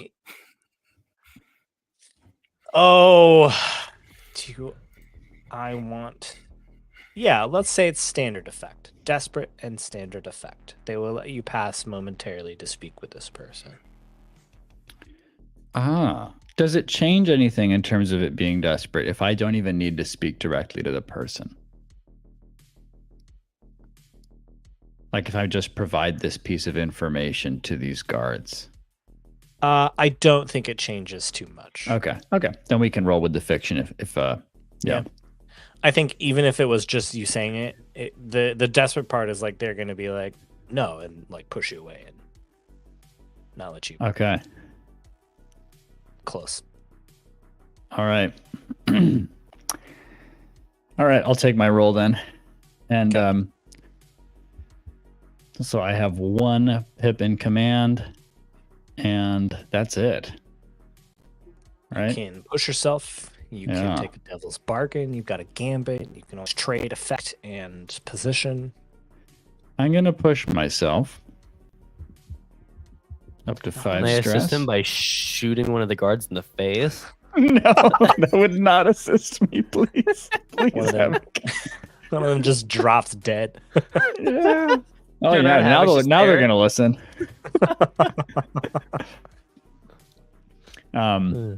And I think I'll just leave it at that. I'll take the 2 die. Okay. All right. Come on, come on, come on. 4. Okay. So on a 4, you do it, but there's a consequence. Okay. Oh, I think. Should I say the remaining piece that I'm trying to say to them Please. so that you have Yes. that to work with? Okay. Please, yes. Here it is. And I'm just assuming he's talking to the guards, not to the person they're Mhm. protecting, who I probably can't even see because they're just surrounded in muscle. Mm-hmm. The Maelstrom pirates faked all this. They're just selling junk, and they're going to capture everyone who came here. Good luck.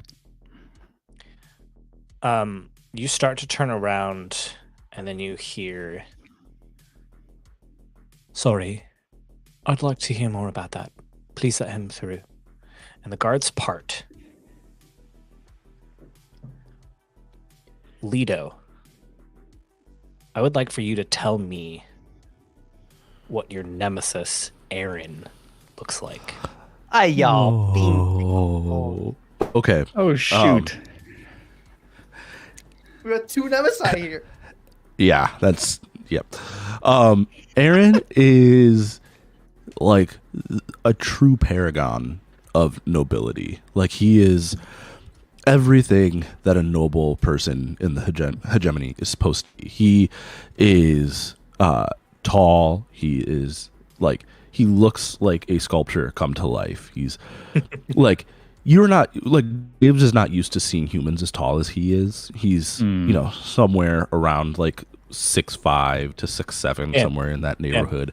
He's got like reddish brown, like auburn colored hair that is you know, probably like a few inches long, but very, very well taken care of. And he has on an extremely well appointed military uniform with a few notches of rank at the lapel.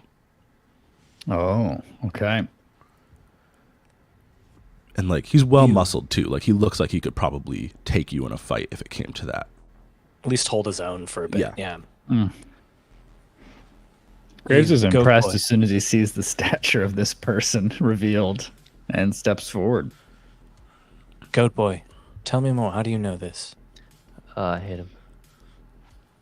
Me too. Because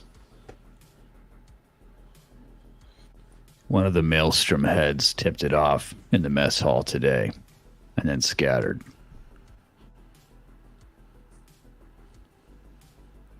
What were you doing here in the mess hall? That's That's my only for- business. Maelstrom pirates. No, I believe it's not. If you're going to bring that information to me, I'm going to pick apart the information that you are giving me. Who are you? I'm Carlton Graves. Don't lie. It's the truth. And this is a favor. And I owe you nothing more. And I start to walk away. Carlton Graves. Where have I heard that name before? Oh.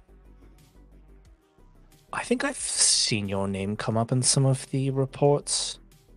Connect it to House Malcleath and the Romden, is that right? Couldn't say. I've done a lot of things. Not many Romden have assaulted official House Malcleath research facilities. Oh, that sounds familiar.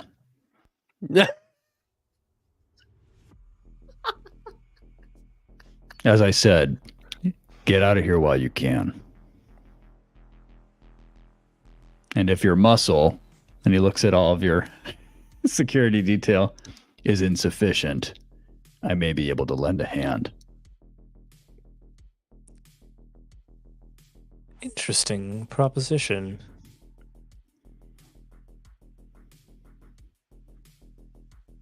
Would you require any payment for that? Just a favor at some point. Well, Carlton Graves, I accept. Please, come here. Come help me. Carlton folds into the security formation. I have a very important question, Justin. I was about to get to Leto. But yes, what is the question? Why don't we just do what you have? I'm just wondering if I've seen Arryn. I was literally just about to address that right now because Okay. I think what the scene is like as you're walking back from the bar, you see the moment in which Carlton Graves sort of walks into the circle with Arryn, and you see just a moment of Arryn before the rest of the guards kind of close around him with Carlton inside. Just some horns popping out of the top of the security detail.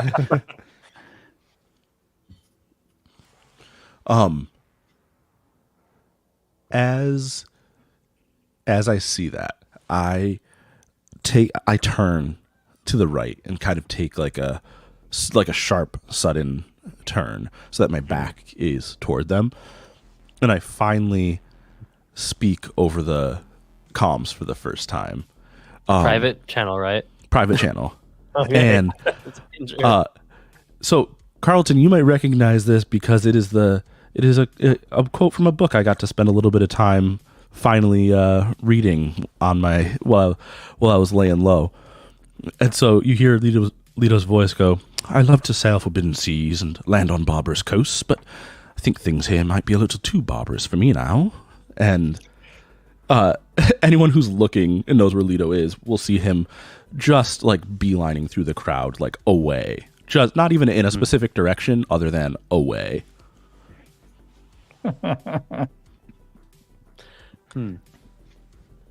Havok, what are you doing? Depends. What's Merris doing? Merris is on edge as she surveys this scene. She can feel the scene changing as maybe there's less fights. People seem to be like whispering and talking about something, even as this auction is going on. She's like, "All right, come on. Either get the clone or let us buy it. What is taking your friend so long?"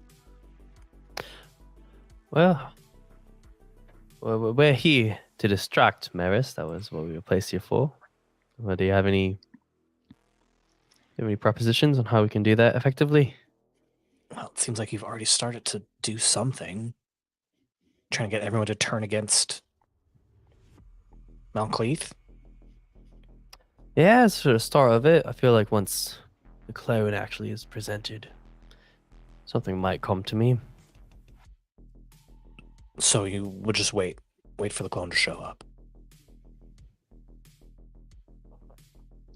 That's what I had. I was just seeing if you had anything else. Look, Yatu said that this is your job. We're just here to support. So, And you're allowing that? You don't have any problem with that? I am more loyal to Yatu than I hate you. That, I believe, that's something that we have in common. I'm also more loyal to Yatu than I hate myself. So, I will... I'm gonna get a drink, and Havok's gonna turn around and go to the bar. And as he's turning around to go to the bar, he'll talk on the private channel to Leto. I'll say, Leto, I can only assume you're here for, the talk of the town, the clone. Of course. All right, that's what we're here for too. We're on a job. Gears can hear us. I'm guessing that he'll gladly agree to cut you in. Yeah. But he's part of our crew. Why would we cut him in? Well, I mean, he wasn't in the original, proposition. I mean, I will gladly cut him in to the payout. Sure, Havok. I'll cut him in. Very generous of Cut you, him. Mr. Plex. Have you noticed the chap that Carlton's talking to? It is imperative Carlton that is he... talking to people. Yes. Yes. Quite effervescently, might I add. But nevertheless, that bloke, we Carlton need... just sighs, standing in place, listening to all this, but he can't say anything now. We need to be rid of that chap. Maybe another time I'll tell you exactly why, but it is not good for us if he sees my face. Well, it sounds. I mean, when Carlton was talking, Steve, to I forgot his name, Arryn. Was he on the public channel? Was that channel open? Tom's on, baby. Yeah. Tom's on. Okay, so Havok was like, I mean, it sounds like that's what he's trying to do. Like he's trying to get him out if anything. Quite. It's just important that it happens sooner rather than later. I quite enjoy my head being attached to my shoulders, and it won't be for long if he spots me. Leto, they usually have some kind of anonymity hood that you can put on in events like these. Something that'll keep you from being recognized. Interesting. I was going to go a slightly different route. I'll see what I can scrounge up. Yeah, I trust you. You will be capable. Yeah. There is an action I want to do, Justin. So, Okay, yeah. The pirates here, I'm assuming are pretty open with whatever it is that they want in any given moment. They're not subtlety is not their strong suit, I imagine. And so, at one point, Leto notices one of these pirates who's similar in frame to himself, kind of looking at him somewhat lecherously. And so Leto will nod at him and go, well, if you have somewhere private, I'm down. You can tell, very drunk at this point. Multiple rums in this pirate. No, you don't have to ask me twice. I'd be disappointed if I did. Take you to my quarters. Wonderful. And this pirate leads you off to his quarters. Once we get to his quarters, I'll let things progress a little bit before knocking him out, which I'm sure I'll need a roll for. That is the action there, Yeah. for sure. Yep, for sure. Yeah, so I'm going to use scrap. I like that. And I'm going to use the gambit that we got back because otherwise it's bad news bears. Yeah, Scrappy boy. I think it's a controlled position. And I will say a standard effect. Yeah, Leto definitely has control in this position. Oh yeah. Oh, yeah. This, In whatever position they're in, Leto has control. God, the Incredible. riz on this man. He just walked up to somebody in a crowd and said, let's do it. Another 6. Wow. Oh my- All right. Oh my days. So you do it. You don't get a gambit back though. Mhm. So it's a control position, but Yeah. you do it. Yeah, you were in the midst of amorous Throes of intimacy. the throes of intimacy when you stop and he's like, "Hey, what are you?" Oh! And you knock him out unconscious. Yep. And then I strip off whatever clothes he still has on and put his entire outfit on myself and leave my outfit behind. And, a few minutes later, on the comms, just, all right, gents, I've returned. And if you look at like the doorway, you might recognize Leto, but totally done up as a pirate. I love that. We are going to do two things. It is almost time for this episode to end. Havok, you get to the bar, you get your drink. When you turn around, Merris is nowhere to be seen. And that's comforting. Keep an eye out. I've lost Merris, he says on the private channel. Who's Merris? Oh. Just kidding. Continue. Let's just say someone's here trying to kill you. Someone's also here trying to kill me. Wonderful. And she's on the job with us.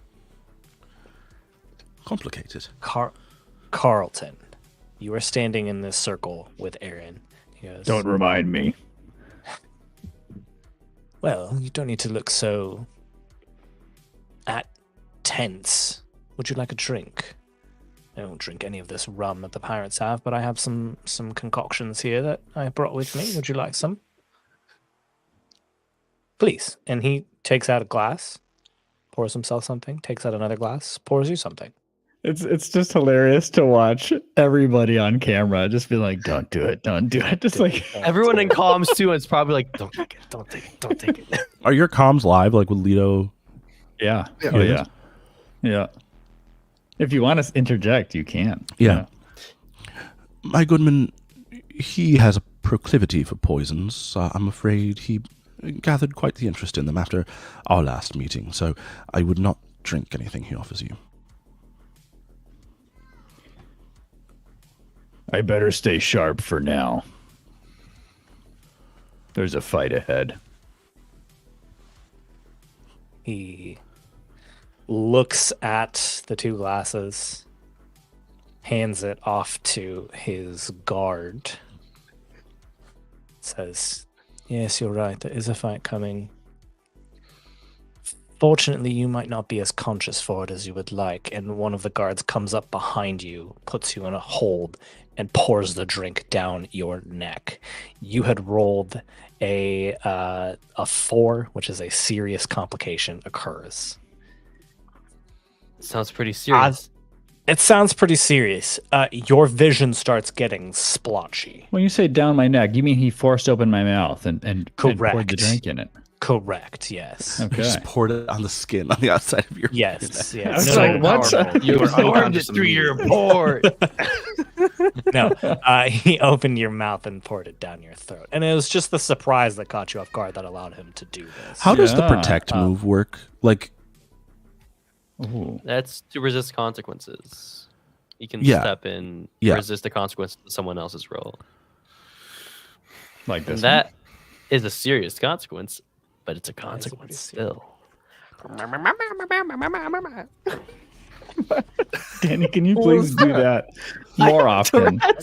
Just because. I loved that. I just let it take over sometimes and it feels so good. I So, hope so. Yeah. Here is what it says. You step in to face a consequence that one of your teammates would otherwise face. You suffer it instead of them.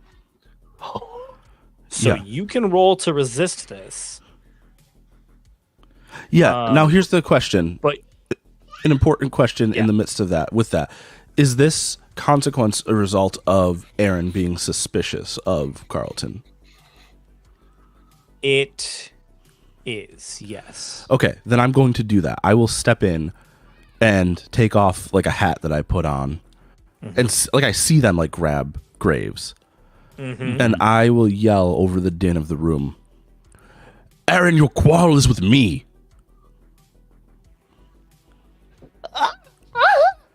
I love it. All right. I think, though, we're going to have to find out what happens next week. We've just been cooking this room and it's just heating up through the whole episode. Yeah. Heating up, and things are about Like to lobsters pop in a pop. off. Yeah, the pressure is building, literally. Well, that went in no way I thought it was going to. This is so much fun. Let's see what happens. Are you going to get to clone? Are you going to make it out of this job with all of you still alive? We will find out next week. Thank you so much for listening. And for those on Twitch, we will be back in 15 minutes. And for those listening at home, we will see you next week. Bye. Bye. Boy.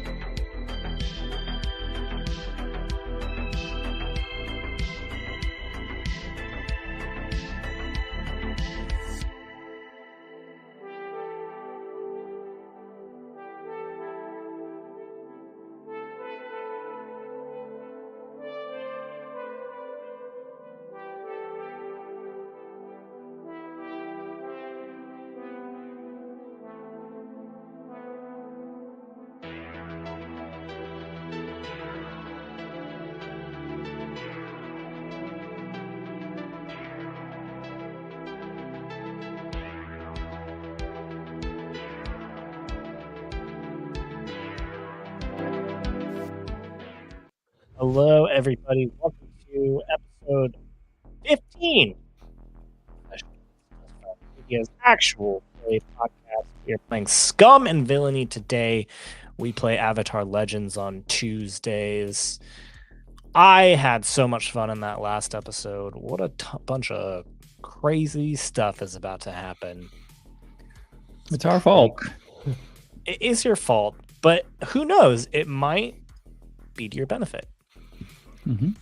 There's only one way to find out, and that is to play to find out. There's actually something that happened last episode that I think we didn't spend enough time on. Yeah. Yeah.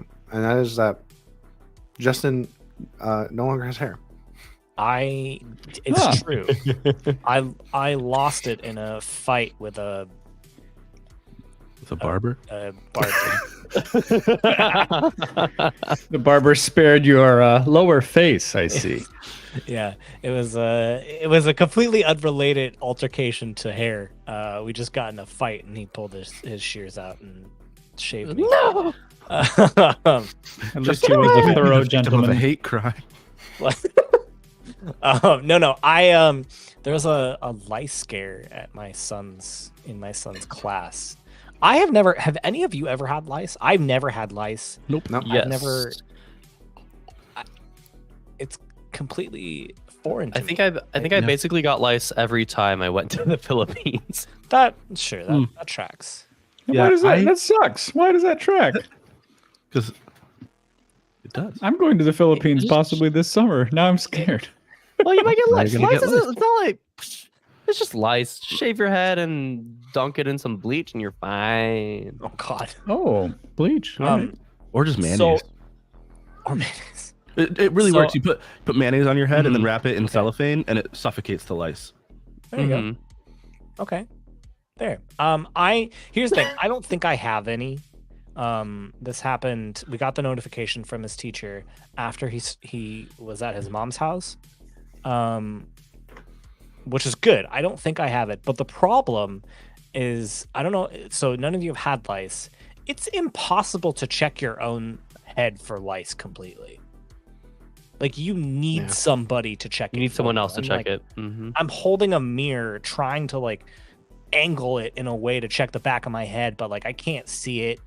And so I was just like, you know what? I'm just gonna buy a lice kit. I'm just gonna shave my hair off and hope that that fixes it. I haven't seen any eggs or lice in my hair, so I think I'm okay.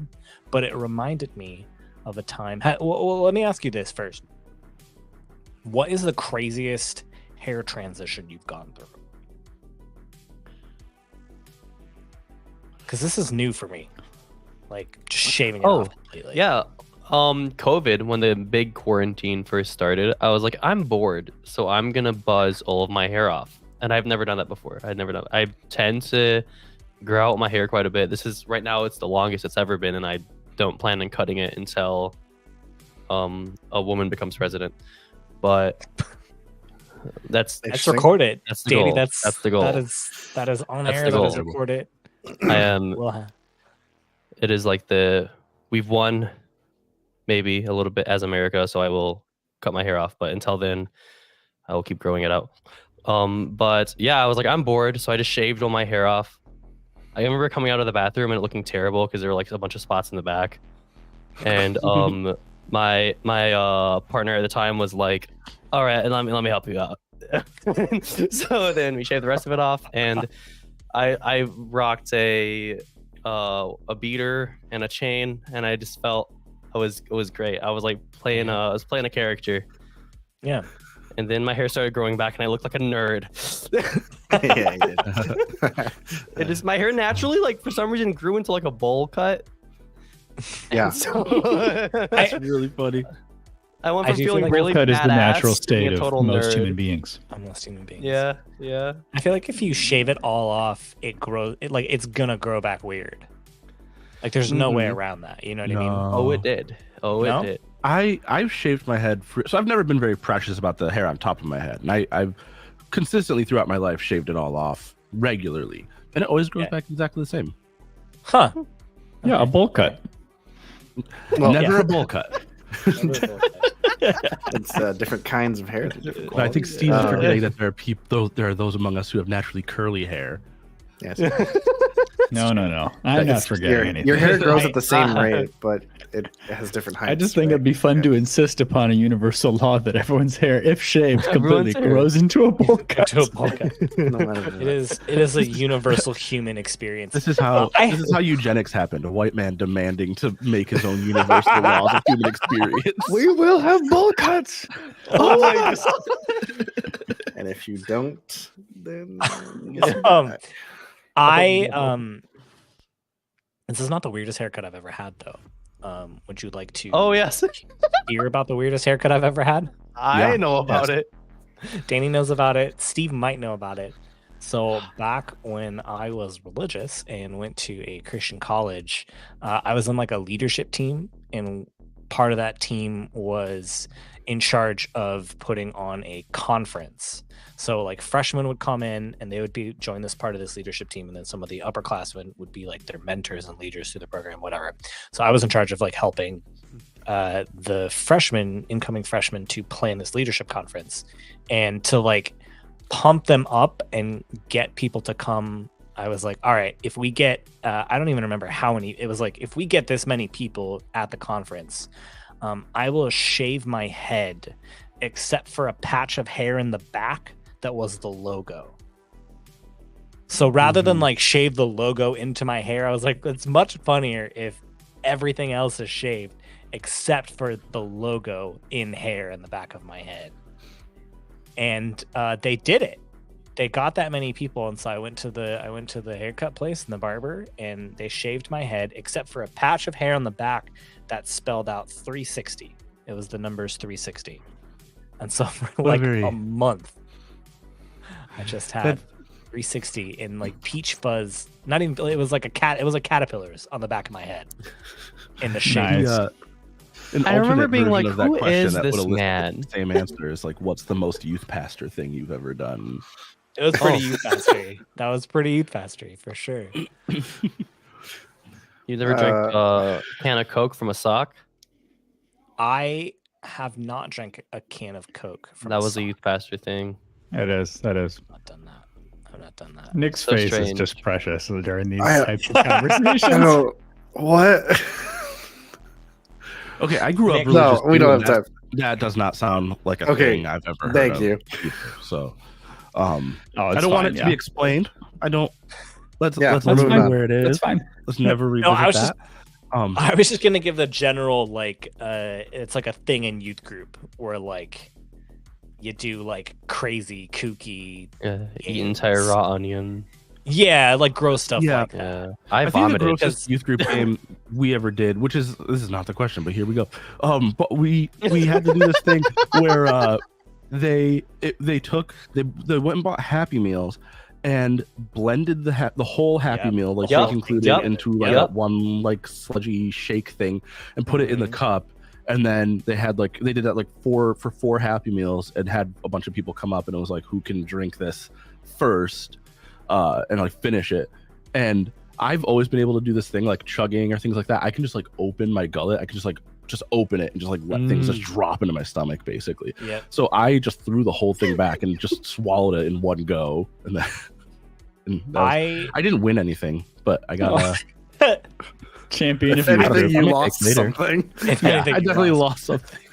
Johnny, I was always that kid in youth group as well too. That like if there was a weird, gross eating challenge, they would be like, Justin. Yeah. I've eaten some pretty nasty things in youth group. Yeah. Yeah, The I mean, the milkshake is one of them multiple times. It's Yeah. it's not fun. Looking back on it, I'm No. like, this is It's Why are we facilitated doing trauma this? bonding. It's Yeah. kids. it's to represent the trials and tribulations that we face as persecuted Christians. Oh my god! Because of that gullet thing during another youth The group, like, government's gonna relay make you race drink this milkshake. during another youth group relay race thing, I discovered that I can swallow a banana whole. Who? I don't. Wow. Some people will pay good money for that. No, yeah, That is a skill. yeah. No chewing or anything. I just like peeled. I literally just peeled it and just like like a. OnlyFans, Johnny. World's biggest OnlyFans. I would subscribe to it if you were Yeah, to there's put a that market there. somewhere out there. Well, he What doesn't, do you that think this doesn't is even right have now? to be This on is advertising, guys. it. Yeah. we're- Guerrilla marketing. My story's way less cool, but regarding a hair transition, I Oh my did God. at one point just like chat with a friend at an art class. I think it was freshman year of high school. And she came over my house after school to dye my hair black. Oh, And I was like, "Oh, that sounds cool. Thanks. Yeah, I appreciate that. You know, because she had experience in this, and she's goth, and so I had this goth girl come over to my house, and I was raised by my parents and my grandparents in the same house, and so my grandma was born in 1926, and I didn't calculate for this obviously because I was like 14 or 13. I was like, this is There were some not going adjustments. well, and my grandma was just very unwelcoming to this goth girl. And so we set up a chair outside of just outside the backyard of the house, and she was dyeing my hair for me, and she's super nice. And my grandma is she's a terrifying looking person when she like makes her like ugly frown, and she was ugly frowning through the slider door, just like just Mean scowling, like she just absolutely could not more fiercely convey disapproval of the goth girl's existence and of my hair being dyed. That's incredible. And I just remember the girl being like, "I think your grandma doesn't like me."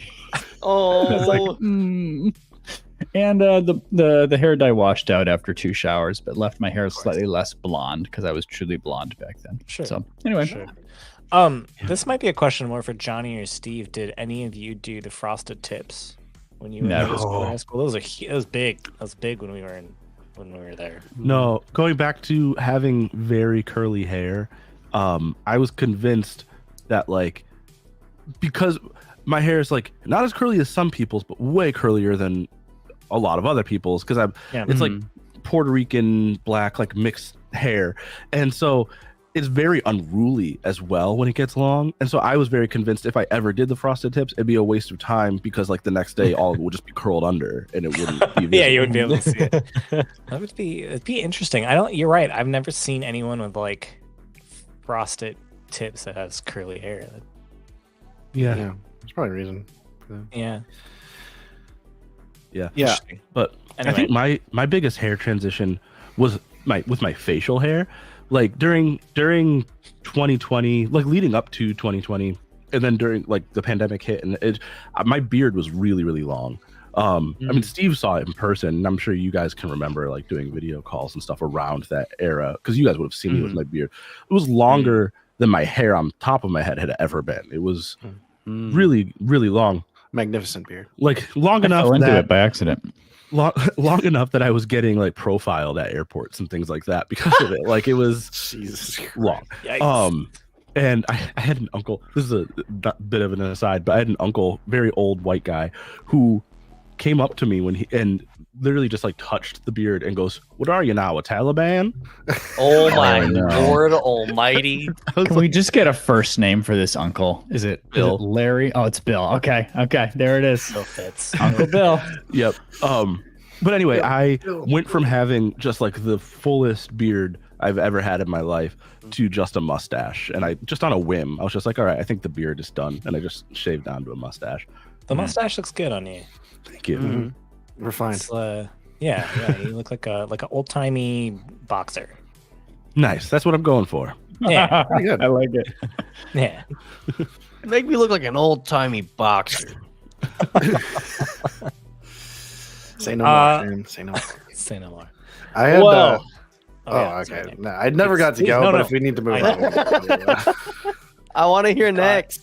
I just want to say You got 10 I had the seconds. opposite experience from basically everyone else. I had terrible haircuts throughout most of my life until I was 16, and my brother was like, Oh, no. "I'm going to save you from our parents," and took me to like a salon to get my haircut in a mildly good-looking fashion instead of Yes. either a bowl cut, a shaved head, or I didn't let them touch my hair because I didn't want those two things. So my hair got stupid long and I looked idiotic.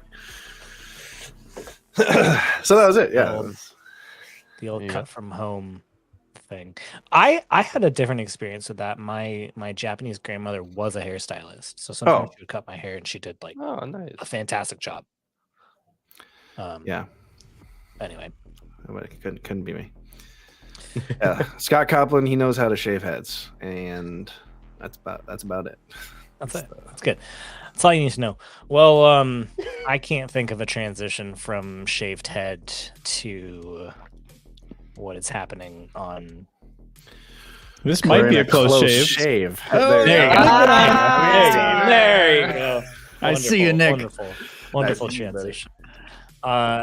Things Well, that it's not too close to heated shave. up last episode. I think all of last episode was just setting up a bunch of pieces and watching this pot slowly bubble and boil to the point of something going off. We've had Carlton and Havok spreading the rumor that House Malcleith is here. Not really a rumor, it's true. The House Malcleith is here. They're obviously going to buy the clones, so either take them out or find some way to get rid of them. You've got Gears and the Bobby O and Cord, who are part of the Wreckers, trying to make their way to where all of the items are being held in order to hopefully steal the clone out from under them before it even gets to the auction point. They found Leto Bartok. Leto Bartok is there. He has planted a detonator under the bar. He also saw his rival noble, Lord Arryn, is there being protected as the representative for House Malcleith. And so Leto seduced a pirate, knocked him unconscious, and stole his clothes, and he is back. Meanwhile, Carlton Graves has been essentially not hired for money, but has been asked to help round out the protection that Arryn has for here in the Cove where all these pirates are. And that is where we end it, because Arryn was suspicious of Carlton Graves from the start, pretty much. And so he gave Carlton a tea that was going to slowly paralyze Carlton Graves. But before Carlton could take a sip, Leto shouted out that his fight is with him and not Carlton Graves. And I think that's where we got to pick it up. The room goes silent. All fights stop. All of the whispers stop. Everyone turns to you, Leto. The guards part, and you can see that Arryn is now staring directly at you. Sorry, do I know you? Who are you? Oh, I don't expect you to know my face, but I thought you'd know my voice. Oh. So this is where you've been hiding. Well. Praxis of House Thorn, welcome. How are you? It's been quite some time, ever since you left my sister. Graves furrows his brow, both at the mention of this name, Praxis Thorn, and the apparent family tie. Am I being restrained right now, Justin? Because they grabbed onto my body to try to force feed me this. So I'm just kind of held back right now while they talk. Yeah, let's say yes. Let's say they didn't get the tea down your throat, but they are kind of holding you there. I look to Leto. Wrong show. whoa! Whoa! Throwback. Unreal, we miss you, dearly. Yeah, we do. Leto's eyes do not leave Arryn's. He's just staring at him. What happened to your sister was an unfortunate mistake. One that I wish that I could rectify.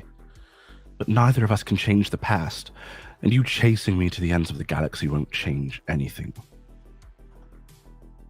You think it's a mistake? No, that was not a mistake. I know you, Praxis. She was a heartbroken, silly girl who made a decision. I did nothing to her directly. That is the excuse cowards tell themselves. I've never claimed to be otherwise. All you are is a coward.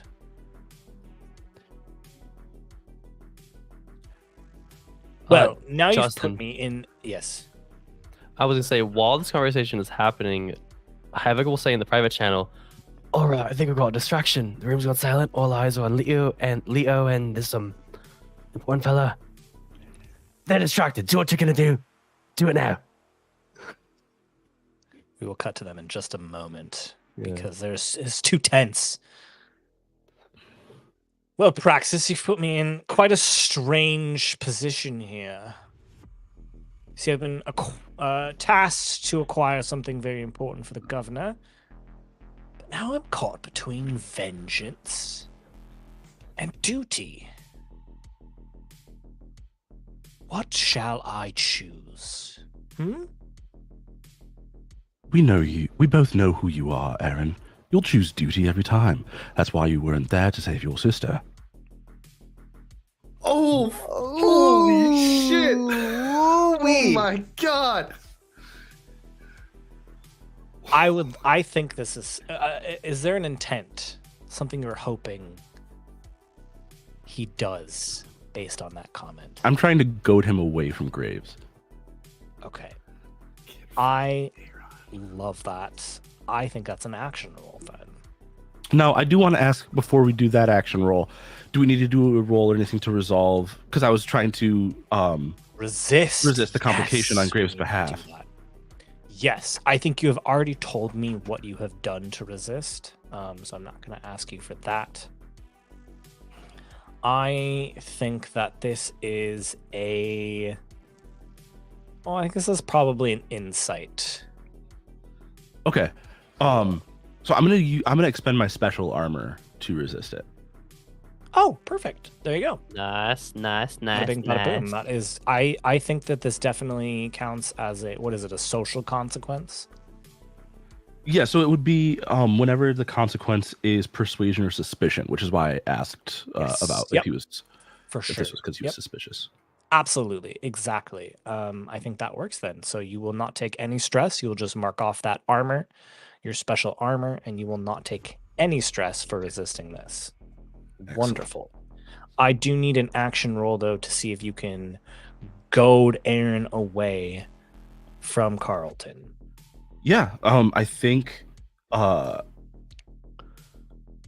because I'm trying to let it, even though I am trying to goad him, I do want him to like kind of believe that I'm on the back foot in this interchange. I'm going to use sway. Okay. Like I was between sway and command, but I feel like because I'm trying to seem like I'm trying to, even whether or not it's true, which it might be, like to seem like he has the upper hand. I think sway makes more sense than command here. I take it. I take it. I still think it's risky. Mm-hmm. But let's say it's a standard effect. All right. I think that was a very goading comment you made. Goat. 6. All right. Good time for it. A 6. You can add a gambit because you did not spend one. Oh yes. Awesome. Thank you. Back to 1. Stares at you.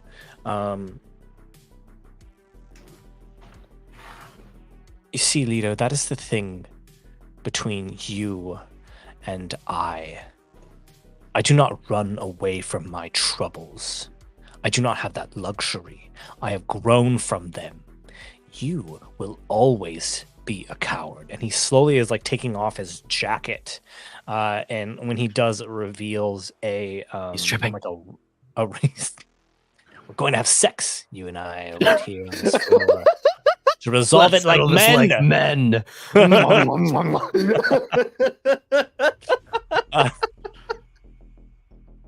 He reveals a cutlass and pulls it out, is playing with it with his other hand. You threw my family into turmoil and chaos and ran. I have been following you, and now it is time to enact that vengeance. Because that's the thing, Leto. When you run, I grew. Duty means nothing if I can kill you. Pirates, give him something to fight with. And they throw a cutlass to you. I let it fall to the ground and don't pick it up. And I pull out from my belt from behind me a dagger.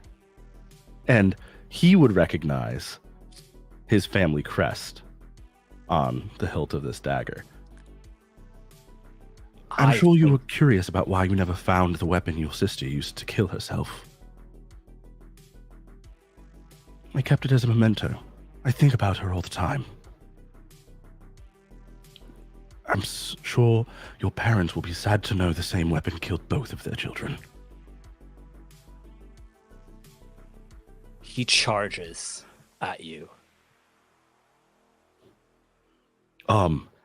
As he, so I am, at least in my mind, I'm still at like the entrance. I have not come very far. No, I got you. Yeah. And so he has to pass the bar to get to me. So as he runs past the bar, I'm going a lawyer first. Yes. As he runs past the bar, I'm going to, with my other hand, push the detonator button.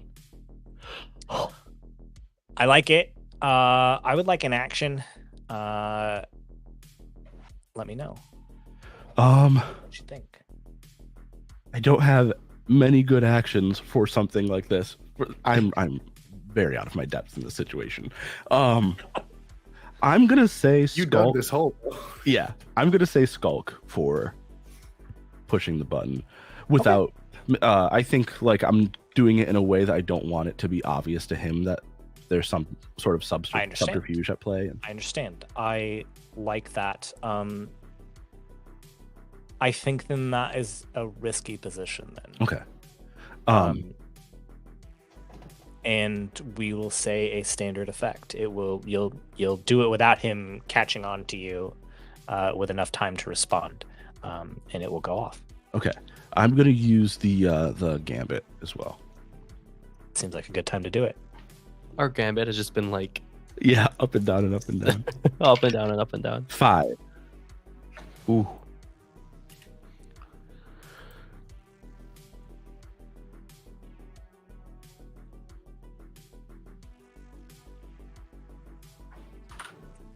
You do it, but there's a consequence. Suffer harm, a complication occurs, reduced effect. You end up in a desperate position.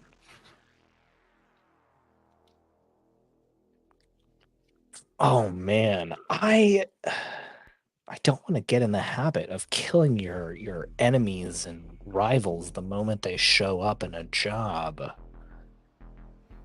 Could be a big family. Be a big family. Yeah, just adding the family vendetta against. I mean, I was gonna say for whatever, even if I do kill him, he's in the service of House Malclaith. Like I'm doing this here. Like there's a lot of things that could spiral. I know that's kind of what I was. That's kind of what I was thinking. No matter what, this is bad news bears for Leto.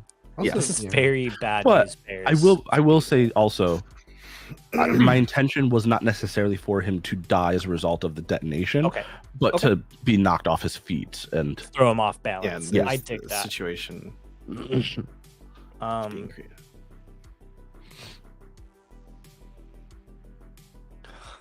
Okay, let's do this then. I think then this goes off. He runs past the bar.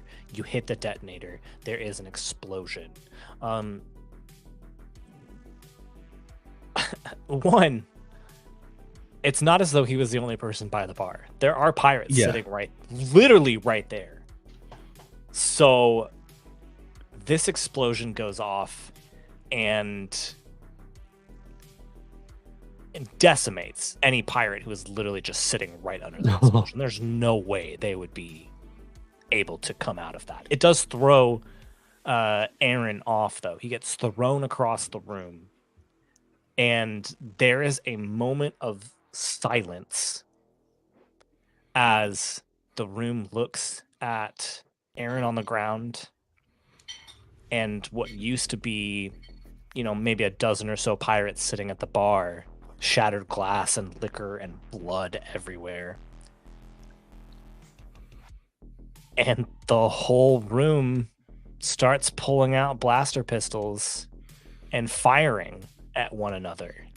At House Malcleaf against the pirates. The pirates are firing at Leto.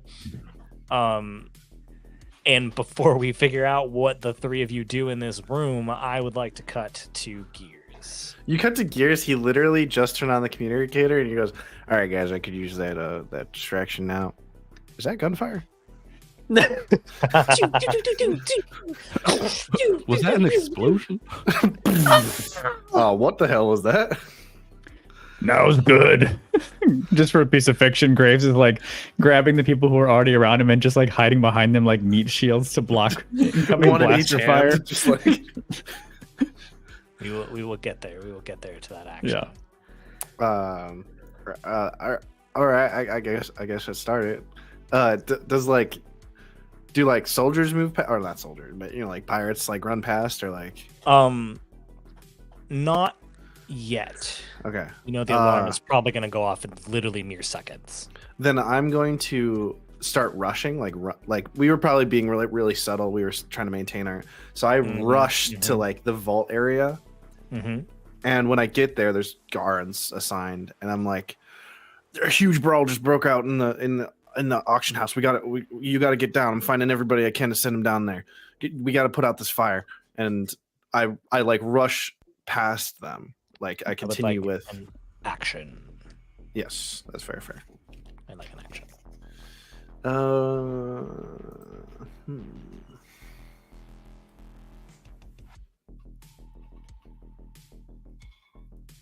Doctor. Please go save them. I guess I'm commanding. I think that's the most accurate one. Yeah, I like that. I think it's a controlled position, though. You are a lieutenant. There definitely is a fight going on, and it's probably at this moment that the alarms start going off. So it's a controlled position. We'll say standard effect. Okay. Come on. 5. Okay. 6 and 5. So you can withdraw and try a different approach, or there will be some sort of minor consequence. I will take it. Let's see the minor. Well, let me hear what the minor consequence is, because I can always resist or attempt. You can always resist. Yes.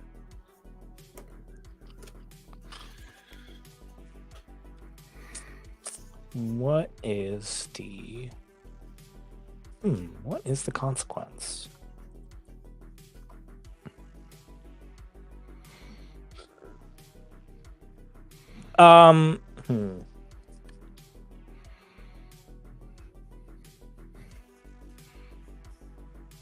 Wow. I can't think of anything. Dead. One of them stays behind because they're like, yeah, oh, I was thinking that. Yeah, that's the only thing I can really think of off the top of my head. One of them goes, "Sorry, sir. Banshee yourself told us we have to guard this.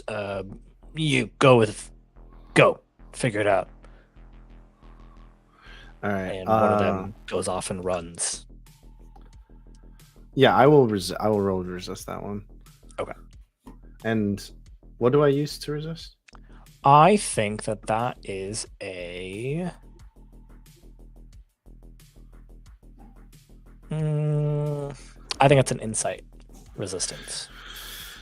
All right. So that means I take 1 die for each. For each skill, I have at least 1 Pippin. At least 1 Pippin. Correct.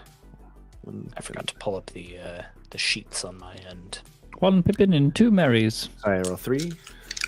1 Pippin. They come in Pippins. Oh, I'm getting 1. You've had a whole half already. Okay. I really needed to not get stressed there. I got a 6. Great. So take no stress. Okay. I say, No. no, you need, if we lose the auction house, Banshee's going to be a lot more upset than if you left your post for a couple of minutes. Get down there now. Yes, sir. And they go running off down the hall. Yeah, and we like turn the corner like we had like more people to go grab, but then we come right back and come right back. Yep. And start Thankfully, trying to hack our way into the vault. You don't need to. You have the codes. Oh, that's right. Gears goes to hack into the Bobby-o. vault, and Bobby-o just. Oh yeah, opens Bobby's the like, door. excuse me, what are you doing? We have the codes. Did you forget? Just double checking for traps. No, you forgot. That's fine. I expected a 2-bit hacker like you to forget something like that. Okay, yeah, that's fair. You got me there. You are better at hacking than me. You want to open the door? Thank you. You want to? Now that you've said that, absolutely yes. I'll open the door, and the door opens. He like goes forward into the vault first, and I turn to the Robin and I'm like, okay. How close are y'all? If I shoot him, will you kill me? Absolutely, yes. I will definitely kill you. That's fair. All right. And I walk into the vault.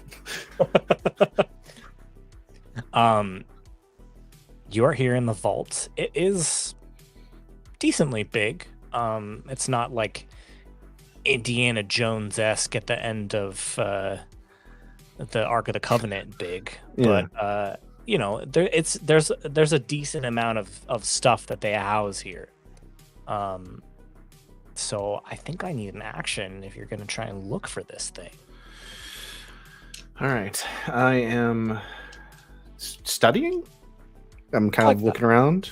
Yeah, looking around, maybe trying to find a manifest somewhere and see if you can figure out where. Yeah.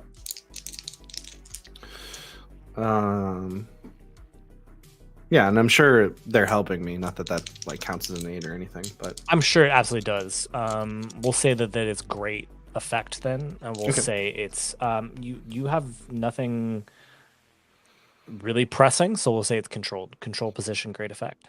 Cool. I love this is going pretty well. This part of the prong. This part of the plan. Everything's. I feel like all the bad is heading over there, which is kind of the intention. So hopefully, kind of what you wanted. Hopefully, I don't lose my entire crew to this. That is a 5. All right. So again, you can withdraw and try a different approach, or else it'll be a minor consequence. Give me the consequences. Let's see all what's right. going on. There are. You get to it. They are, as it may come as no surprise, pirates are not a very, they're not proficient writers, and they don't do a great job of keeping inventory. So there are actually 2 stasis pods. You cannot see in them. If you were, it would, you're not able to see into them. All that is noted is that both of these stasis pods contain a clone from the Yaru. And you have no idea which one is the governor and which one is not the governor. Cool.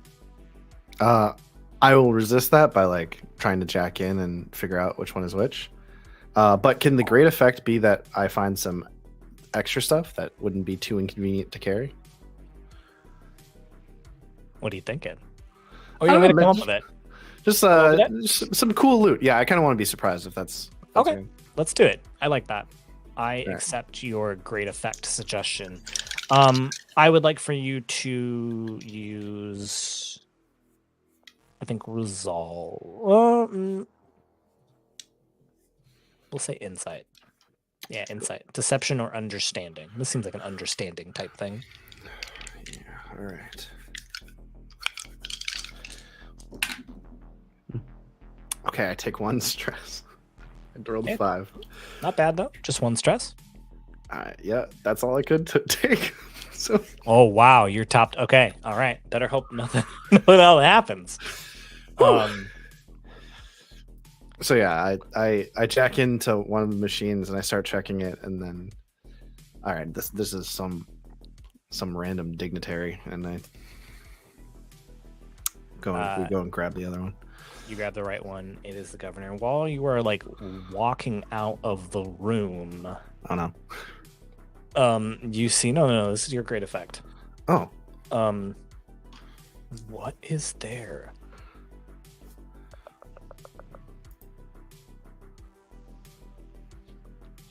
Could it be a fake transponder? Like a ship part? Or is that too big to be something that we can find in a job? A fake transponder. Let you have a ship part. I was gonna do something else. Okay. I really no, you get it. It is a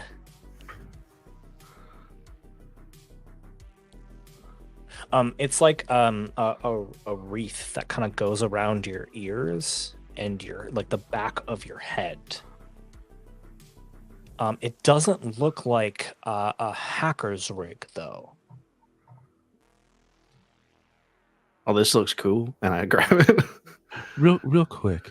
Sorry, Nick. Do Yeah, you I think you have one stress left available, or did you just max out your stress? I have one stress left available. I did not. Okay. Did not mark my 9th stress. 9th, 8th, Gotcha. whatever. Johnny, were you also not like one. panically like just scouring the rulebook? Because I was too. That's exactly what I was doing. I was like, I think he's out. Oh no. I did not mark. Oh, no. I did not mark my last stress. I marked the last stress I could before your I. eighth stress. Yes, I was tracking with what you. I was tracking with what I you said. apologize. No, I confused people. All right, sorry. Yeah, Gears grabs it. Doesn't immediately know what it is, but it's cool. Maybe looks like it'll sell for a lot. Throws it into the old vest. Well, I don't know. Maybe I look at it a little bit. Does it immediately reveal anything? But when it's in my hands, Do you want to look at it a little bit? It's not a good time for it. All right, I put it in my. You see Gears like kind of wrestle with it for a second, like I kind of want to know what it does. Whatever. And All right. Okay. Where are you headed? so this time instead of like needing to like go back through the mess hall, the plan was instead of like doubling back, we head straight for their garbage chute. And we're gonna essentially just expel ourselves out into the vacuum space. That's the plan. Okay. All right. I love it. I wanna make it known that as soon as the Havok begins, like up in the auction room, Havok will instantly start scouring and looking for Merris. We will get to you As in much a as we moment. Mm-hmm. We'll get to you in a moment. You begin, and in fact, we'll get to you in very soon because I'm gonna cut to you guys in a second. You guys, Gears, you and Bobbio and Cord start making your way with this. Oh my God, why did I just lose the word? Stasis pod. Stasis pod. That's the word. I said it earlier and I forgot it. With the stasis, thank you. With this stasis pod that has the clone of the governor inside of it, you start making your way to the garbage chute. We cut back to the absolute chaos that is happening in the auction hall right now. Let's start with Carlton. You said that what were you doing? I was already kind of folded into this group of guards, two of whom had tried to start apprehending me, set up force feeding that liquid.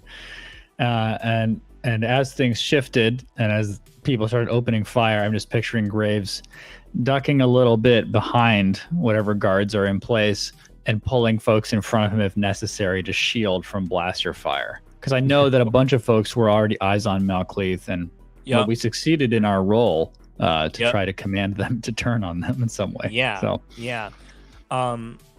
I dig that. I think I need an action because they're holding you. So there's some action to there's some tussle here and escape out of that somehow. and scrap, get the if you upper will. hand there. mayhaps a scrap. I'm trying not to tell you what action to use. Are you I'm trying to avoiding tell the you- verb? I'm trying to do what you should do when you're GMing Forge in the Dark. I know. Set up the consequence, make it very clear like what you need to overcome, but I will let you tell me how you overcome that. Yeah, I think this one's a rig. Yeah, Yeah, probably. It seems pretty Doctor, most likely. technical. So you can It's like attach them operating to a crane. attach them to your forearms like bucklers. Yeah. Human bucklers. They're just flailing as they're attached to your forearms. I think the proper term is flesh buckler. Oh, yes. yes. That's very unsettling. I don't know what I'm feeling Sorry, now. this is a trophy. All right, let's switch out of trophy mode. Yeah, I will do scrap, Justin. I like scrap. I think that. Oh man, part of me wants to say this is very desperate. With all of the chaos happening. Really? And most of. Huh. I'm going back and Okay. forth. Now, can I, if I may advocate for Steve here, Sure. I can understand it being very desperate. I'm not necessarily saying Yeah. it shouldn't be that, but I think accounting for these guys were here specifically to protect Arryn, and now Arryn just got blasted across a room by an explosion, and like things are happening, or like at least he's like all the stuff's happening simultaneously. I'd imagine some of their attention would be drawn off of this guy that they don't know is directly connected. For sure. I do hear you. I do hear that there's like there's a sense in which Carlton is taking advantage of what he knew was going to happen. So all right, we'll say it's risky. We'll say it's a risky thing. You're taking advantage in this moment before all of the blaster fire starts coming at the only a dozen or so guards that are with Arryn. And 100 or so pirates firing at a dozen or so guards is going to end those guards pretty quickly. So it might be desperate very soon. But to get out of this and get into a potentially more defensible position, we'll say it's a risky position. And we'll say standard effect. Yeah. Okay. Risky and standard. I have 2 pips in scrap. And I want to ask if this counts as striking in melee. Yeah, I think so. Okay. Mostly pulling, yanking, but I just wanted to check. Okay. No, there's still a melee physicality to it. Okay. Then I get a +1d to this. Hey. I will just stick with 3 dice. That feels cozy enough to me. No one's taking a devil's bargain. You're right. I was gonna Give me a say, devil's bargain. Give me a devil's bargain. This seems like a Want to decent bring the time. devil into this? Get him in what's going here. on. Get him in here. Bring the devil on down to Georgia. Can't What do is angel's it? bargain, so I'll take the devil. What is the devil's bargain?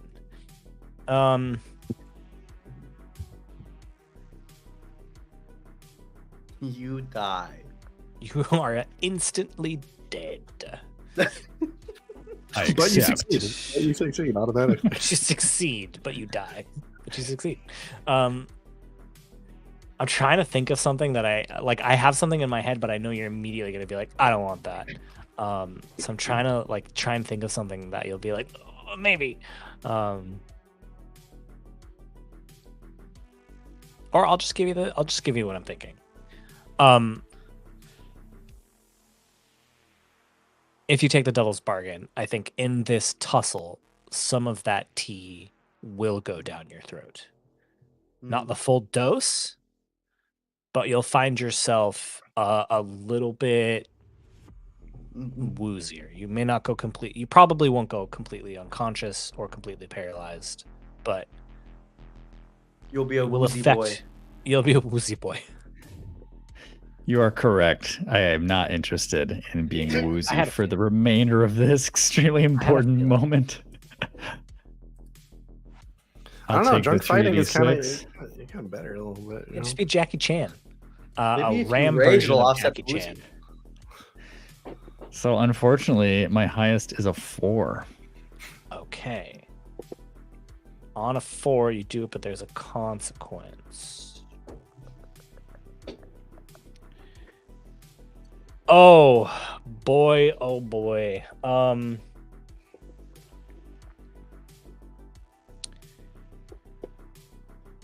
Here's what it is then. You break out of the grapple of these guards that are holding you. And position a couple of them. You're holding them in front of you to try and block you from some of this fire. The blaster fire from all of the pirates starts happening. It is all around you. It is so you can block them from the front, but you start getting singed from the back and the sides. It is unrelenting, the amount of blaster fire that is coming your way. I would like for you to take the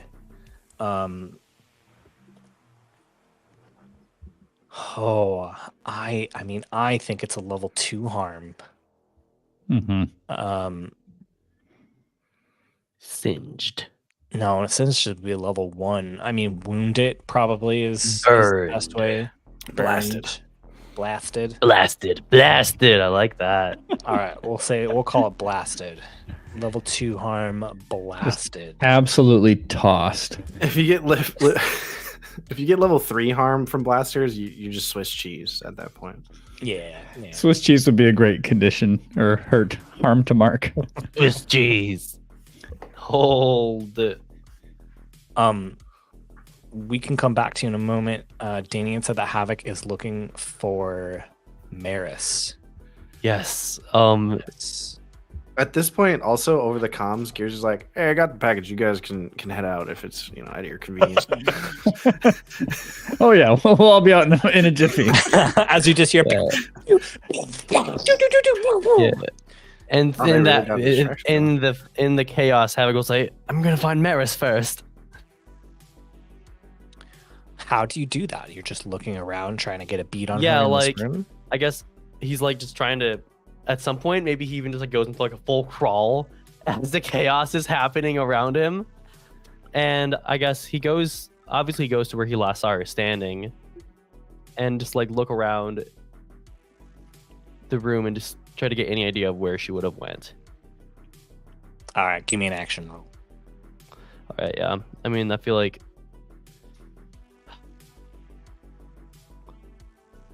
I think Skulk could make some sense here You tell me. What do you pick? because I'm first of all trying to not get, attacked myself. And yeah, I think it's going to probably be not the greatest position or effect, but yeah, I think I'm going to pick Skulk. Yeah, I think that's a risky position. I think it's a limited effect. Yeah, I think let's trade position. Let's go to Desperate and get a standard Okay. effect. Okay. And I'd also like to hear a Devil's Bargain.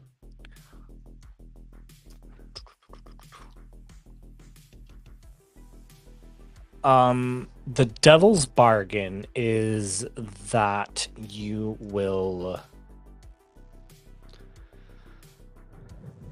get a beat on where Merris is. There will be some enemies that you will have to get past. That in this chaos there'll be, at least a couple pirates who are going to stand in your way, and you'll have to deal with them before you can chase after Merris. I won't take it. Okay. I want it to be as easy to find Merris as possible. Okay. But I am rolling 2 dice. So I'm rolling a 6 and a 2. Okay. With a 6, So 6. you do it. You see that Merris, you catch, you're looking around, and it takes you a little bit in the midst of all this. You see the last glimpse of Merris running down a hallway. Do I know where this hallway leads?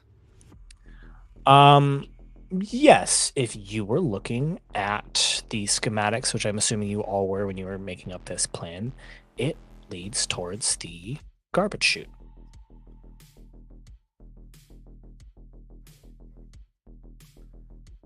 All right, then I just begin sprinting after her. Okay. I'm wondering, okay, where'd you go? She's been gone for a minute. She's up to something. So I'm running after her. Yeah. You begin running after her. Leto, Yes. I would love to know what you were doing, because there's quite a lot of fire coming your way. Yeah. I think Leto. I'm having a little bit of an internal debate between just running or no. I think Leto runs towards Arryn. Okay. And is he like what condition is he in? You'll have to get there, and I think I'm gonna need an action to get there. Okay. Because I am trying to convey there is a lot of crossfire. Yeah. happening. No, It's very yeah. dangerous to get even to Arryn, who was thrown, not super far away from you, but Yeah. I'm gonna use scramble to get there. that. I like that. Yeah, can I hear a devil's bargain? Oh, you We absolutely can. opened the devil's bargain I gate. guess I need the Now position none of of us can effect get enough first of too it. before I decide. Yeah, I think it's desperate. Mm-hmm. I think it's desperate, but it's standard. You'll get to Arryn. Okay. I think no matter if you take the devil's bargain, no matter how you roll, you're gonna take some harm. Okay.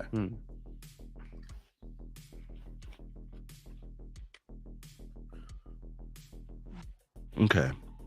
Yeah. Wait, so did you say devil's bargain? I did. I said no matter if you succeed or not, you're gonna take harm. That feels like just how things are going to go anyway. So I'm not going to take that. But I will push If you roll a 6, you Fair enough. No, I'm going to push myself instead of taking that devil's bargain. Okay. All right, I got a 5. Okay, so you do it, but there's a consequence. You suffer severe harm. A serious complication occurs. I mean, yeah, I think it just fictionally makes the most sense that as you start scrambling, these pirates have pulled their weapons on you and have started firing in your direction. You make it to Arryn. I would like for you, though, to take the level 3 harm. The level 3 harm burned. Let's call it burned. I want to resist that. I had a feeling you might. Pull out some aloe real quick. Tell me how you resist. I think, at least from what I understand of like the layout of this room, there are maybe some close to the bar, some like tables around and things like that. And so I think to running to Arryn, I'm going to knock a table over and kind of huddle behind the table and like push it toward him. I like that. I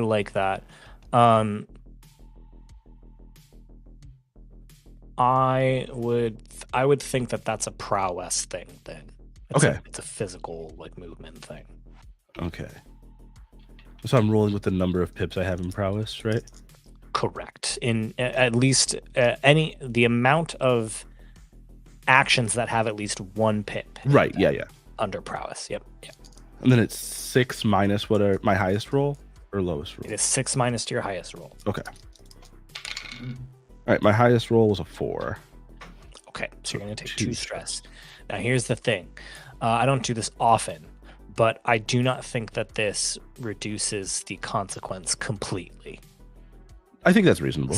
This is going to reduce the severity. So instead of a level 3 harm, it's going to be the level 2 harm blasted, which is what Carlton has. Okay. Blasted. Yeah, so when I reach Arryn, what kind of condition is he in? Oh, let's find out, shall we? I'm gonna roll 1 die for sheer luck, and I'm gonna add a die for an explosion that went off very close. Watch and roll. So let's see what happens.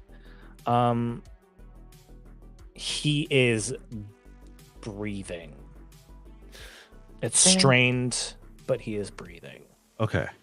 Can I position the table in a way where I can lean forward and I, none too gently, slap his face a couple of times to see if he comes to consciousness? Sure. I'm not going to make you roll for that. You can just do that. As his eyes flutter open, I just want you to remember the actions of a coward today. And I take the dagger and I slice his femoral artery. Ayo. Blood starts pouring over your hands and out of his neck. His femoral artery is in his leg. In his leg. Oh. And so he will bleed out relatively quickly, but not immediately. Yeah. And Like 5 minutes. I say, you have roughly 5 minutes. Your choices are to chase me or to save yourself. I think you should choose wisely this time. And then I go to bolt away. The last thing you hear is you're sort of like, the last thing he says is like, I will never stop hunting you, Praxis. And he starts to crawl in the opposite direction away from you as you run away. Cool.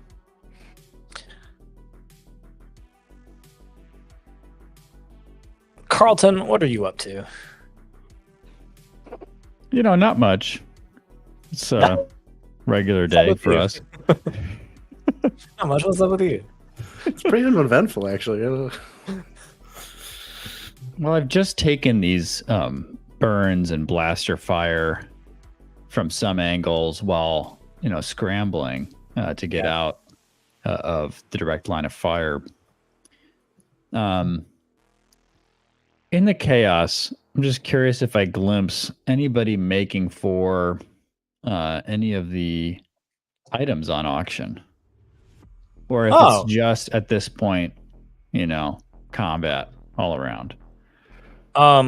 I'm sure that there are some opportunistic pirates and or nobles or other people that are trying to take advantage of this. The thing that was on auction at that moment was some of these EMP shieldings. You see a group of pirates who are starting to make their way towards that. Now, I'm curious, Justin, and I know this is a strange, maybe fiction question to ask, but like when you're auctioning something like shieldings to be installed on an entire ship, you probably don't have, you probably just have a sample there of the type of like exterior plating. Is that, I'm picturing this correctly? Yeah, let's go with that.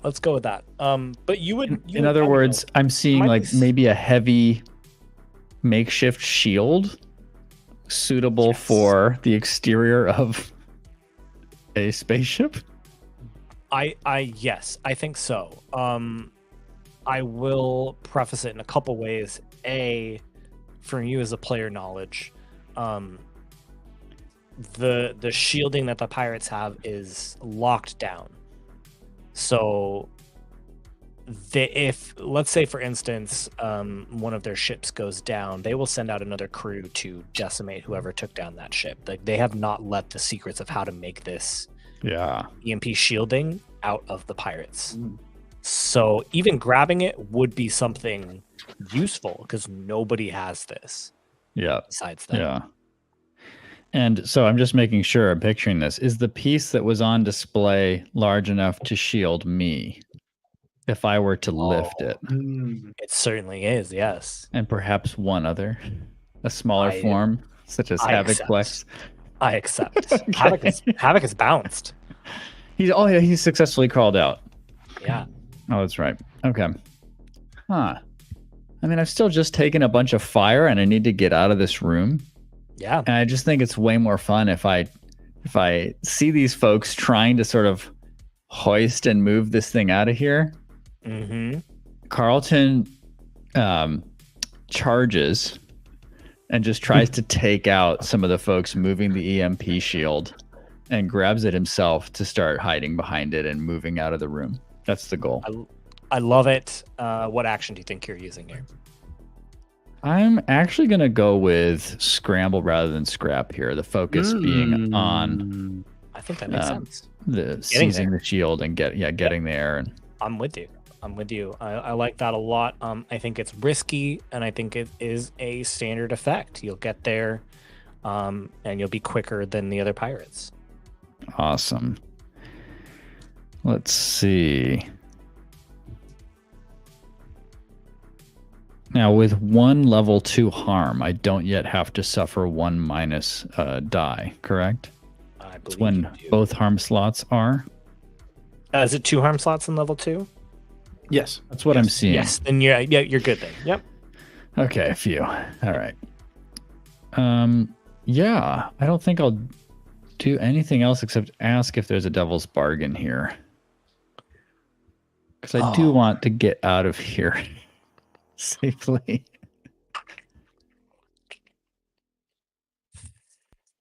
I mean, is it lame if we just go for harm again? No. Probably not as much harm, but like lesser harm. Mm-hmm. Um, So you'd give me another die if we also increase the amount of guaranteed harm? yeah, like you can take another die, but you will almost certainly at least take a level 1 harm. I will take that 4th die because I have 3 Okay. pips. This is my strongest suit, actually. Stronger than scrap. Oh, Yes. boy. Double 6s, baby. Hey, so that is great effect. Did you spend a gambit? I did not. Go ahead and add a gambit. Yay, we got a gambit, y'all. Who's tracking that? Nick? Johnny? Yeah, I keep Nice. track. I mean, I'm sure Nick does too, but I keep track. It's good to have 2 people. What do we think about? I don't know where Leto is headed, but perhaps as Carlton grabs this and as you have moved away, you find yourself very close to Leto, and Leto would also be near you and be able to get the shielding.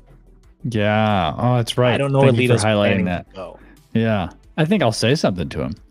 As soon as Carlton gets behind this big shield, he yells over at you, Leto. Do you need an out? Of course. Well, come on. I rush behind the shield. I love it. Carlson just starts hoisting the thing and sliding out of there, trying to keep us both out of fire. I think that is the great effect. That is, Leto was close, and you were able to get the 2 of you there. However, you do take some harm trying to get there and get the shielding. Maybe some blaster fire, crossfire. Maybe in your struggle with the pirates, one of them blasts you in the stomach. We'll say a level 1 harm, singed. We'll just say. I'm getting cooked a little bit here. Yeah. Hey, Justin. Yay, Is there any possibility? I don't know how specifically how far distance Havok was to Merris, but is there any possibility of him catching up to her before she gets to the garbage chutes? I would love that. I would need an action for that. All right. Yes. Scramble, I think. I think that makes a lot of sense. Yeah. Sorry. Yeah, I'll hear position and effect first. Risky, standard. Standard? All right. Would you consider this a speed related roll? I absolutely would. So that means I have potency on it. You have great effect. Yes. All right. Okay, because I just want to. We have a couple quick boys on this crew. Yeah. Like Carlton some and Havok are both pretty quick. Can I hear a devil's bargain? I only have one. Sure. Can you hear Devil's Bargain?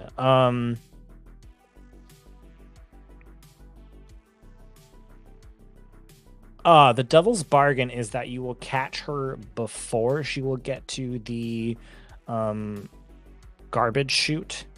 But you'll be very close to the garbage chute. You'll so she might have some backup then from Cord and Bobbio. Yeah, I think that makes for fun interactions, so I'm gonna take it. Okay. Yes, I just want to. I want to make sure that I get to her before she jumps out. You know. So yes, I will take it. So I'm rolling 2 dice. Mm-hmm. Risky, great. Rolling a 3 and a 6. Hey, you didn't spend a gambit, so add another one, right? No, I did not. So we Okay, get a so you get gambit. 2 gambits now. You are chasing after her. You chase after her for a little bit, and eventually you catch up. You tackle her to the ground, and as you look up, you see Gears, Bobbio, and Cord holding the stasis pod, about to eject themselves out of the chute, or getting ready to open it and eject themselves out of the chute. And Merris says, "Continue with the plan. Do it." and Cord turns to Gears and starts getting ready to charge him. Can I do a flashback? You can't, depends. This is not a consequence. This is the devil's bargain. No, I know, but Okay. Okay. yeah. Because I'm not trying to resist the consequence. I'm trying to do a flashback.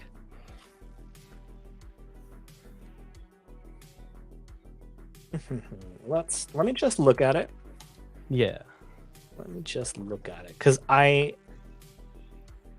56. I think Justin's point is that like if you're trying to adjust away the results of the devil's bargain, you can't really do that because you already agreed to Yeah. the devil's Yeah, bargain. That's the part. Like there might be a space in the future of whatever this not consequence, but this obstacle for a flashback. Yeah. But I think the immediate consequence of that devil's bargain is that Merris has told Cord and Bobbio to continue with their plan, and now Gears is in a tussle with Cord. Yeah, I don't think my I think flashback's gonna affect the tussle Gears is in with Cord. Okay. All right. We can also let this fiction play out a bit more. It does. So limits of a flashback.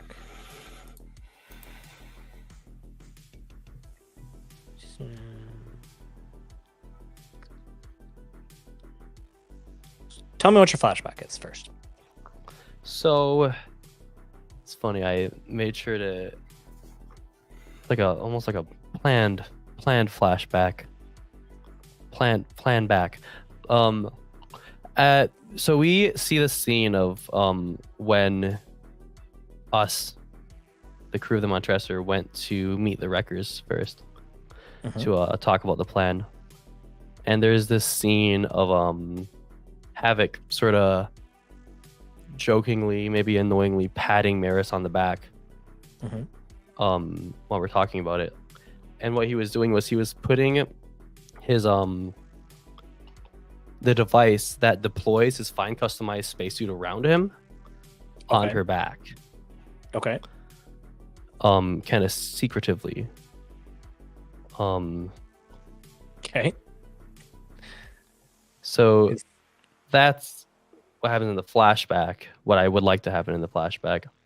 My goal is to sort of activate that with the remotes he has for his customized spacesuit and just basically just thrust her in whatever direction, most likely like straight up.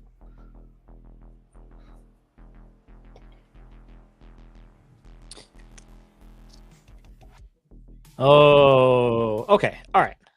I like that. That's fine. You're right. It doesn't completely negate the fact of the devil's bargain. Man, it sounds really improbable to me. Like, how big is this thing?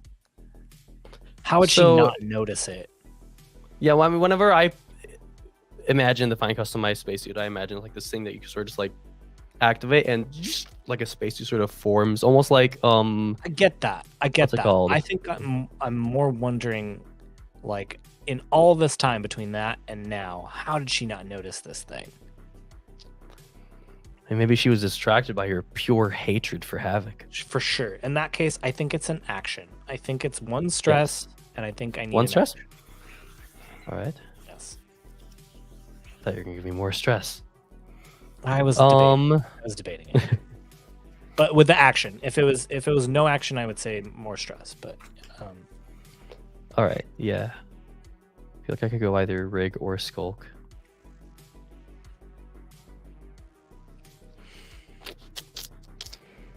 Let's go. I feel like rig would be the best way to go here. okay. Just to try to put this thing in a place on her back where would make the most sense, maybe most comfortable, where she doesn't notice it as much. Let's say that's risky, and let's say that it is a limited effect. All right. Risky limited. I'm gonna push myself. For effect or dice? For a dice. I'll push myself and F it all to heck. I'm gonna trade position for effect again. Okay, so standard effect, desperate position. Yes. Okay. Yes. All right. Oh boy. Oh boy. 2 5s. Okay. So you do it, but there's a consequence. You suffer severe harm. A serious complication occurs. All right. You tackle Merris to the ground and then activate your device, your spacesuit. After she gets out the words to Bobbio and Cord to continue with the mission. Then you pull the thing out and you feel her reach her hand back and like trying to grab you, and she finds purchase on this device and starts to pull it off as you're activating it. And so what happens is this thing forms around partly you and partly her. And so it slams the two of you into the ceiling of this room. You are now attached by this spacesuit, like maybe like left arm and right arm. You're like trapped in this spacesuit with each other, essentially. And it slams the two of you into the wall, and you fall back down. And I would like to resolve Cord charging at gears. Yeah, me too. What's up? What's going on? What do? You see this Ramden turns and just starts charging at you. As Bobby Gears is is kind of like wrestle the stasis pod away from your grip and take full command of it. cool. I pull out the pistol that I stole. I stick it in Bobbio's mouth, and I stare at the Ramden, and I don't even flinch. I just stare her down, and I say, "Take another step. Take one. Do it. I will paint these walls with his skull. And you over there, you calm down as well. Havok, take her gun." Give me an action. That is probably a command. That sounds command to me. Let's Not say rig? it's Huh, it's weird. I wish. He's placing the gun in the mouth. You know, I feel like it could be Yeah, argued for rigging it up. maybe doctor. We make that joke, but we can use I will continue any skill arguing to for roll. dogs. It's We really just can use Justin some- will screw us with the situation. Yeah, absolutely. That's how I do it. You say like, yeah, I'm gonna use rig. I'm like, great, that's a desperate position and a limited effect because it's not gonna do what you want it to do. But I think command would be a risky position.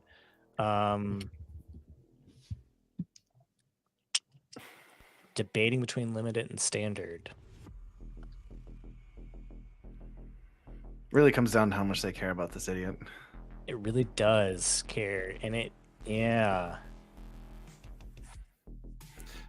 All right, let's.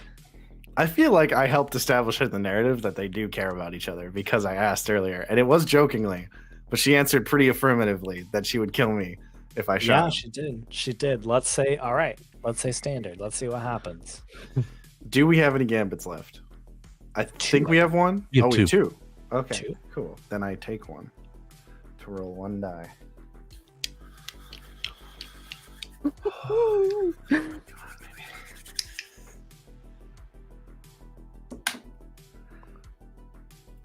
That is a 1. No, no, No. no, no. All right. Things go badly. I don't even finish talking. The Remnant charges me anyways. Yeah, I think that's definitely what it is. Like we've established Randon are pretty quicker than they would look despite their stature. Right. And so you are literally in the process of pulling this thing out when it goes clattering out of your hand and you feel yourself with so much force, way more force than you've ever felt before, just get thrown back into the wall. I would like for you to take the level 2 harm stunned. Cool. And Bobby O and Cord take this stasis pod, open the chute, and go out. What? Then I get up, I find my blaster pistol, and Gears shoots what's her face in both of her legs. Merris? Yep. Well, still are in we here, still right? like attached and tussling? You are. Yeah. Yep, you are. She won't be moving if I shoot her in the legs.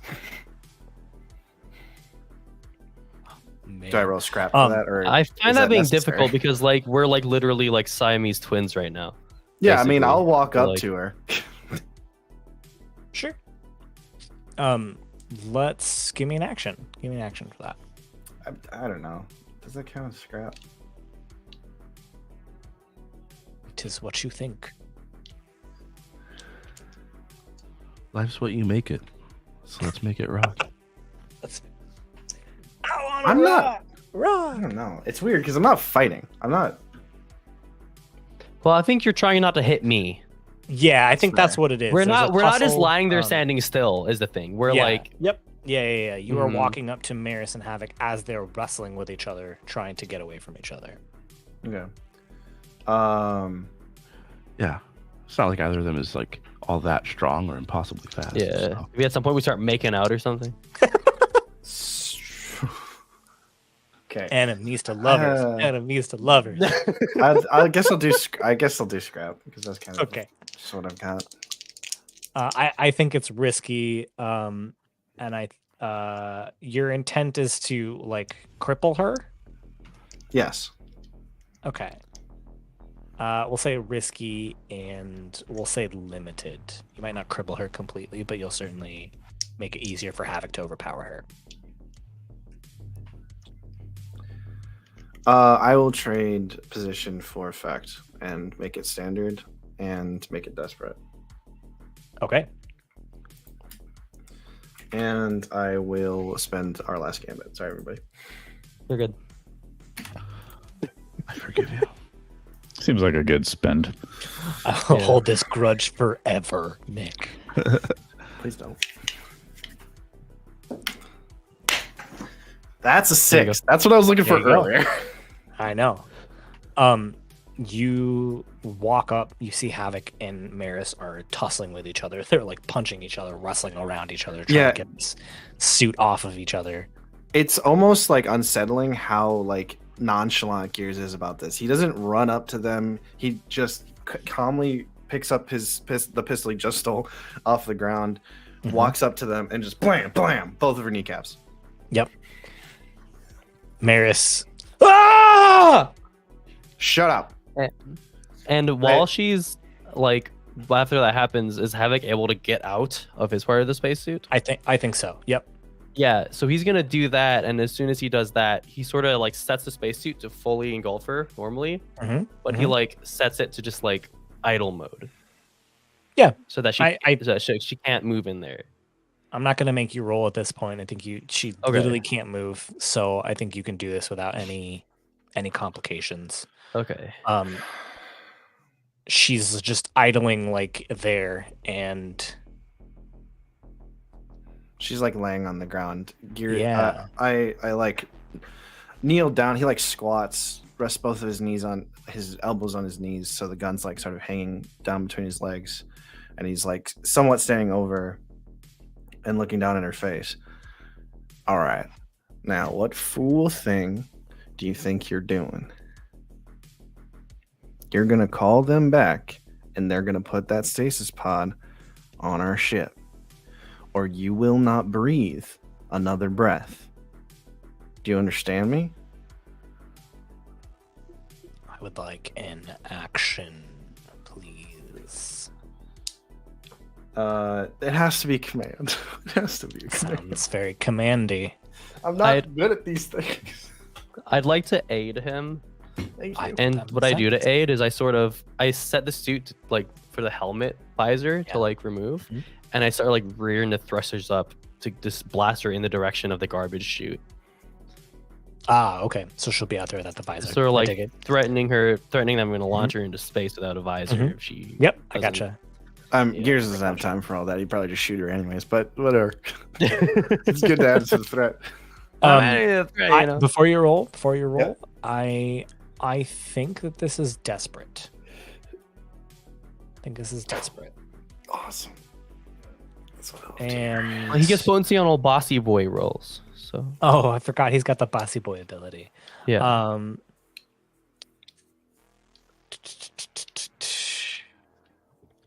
I have forgotten about Mechanics Heart this entire time. Shit. Oh yeah, what does that do, Nick? Whenever I speak from the heart, my words can reach even the most hardened criminal. I gain potency. Whenever I speak from the heart. Man, you gotta listen to the mechanic. You know, I think when it this comes to the speaking of mechanic. art, yeah. Gears is pretty pissed. Gears I really think- wants that stasis pod. I think it's desperate, and I unfortunately think it is limited. Even with potency. I can't trade anything. He does not have potency on this, right? You're not No. speaking from the heart. Yeah, I'm that threatening from that- the heart. yeah, that strikes me as like like I will a sincerely kill charming you. backwater mechanic type thing, and not like Yeah. I will fucking end you right now. That's fine. I don't need this die.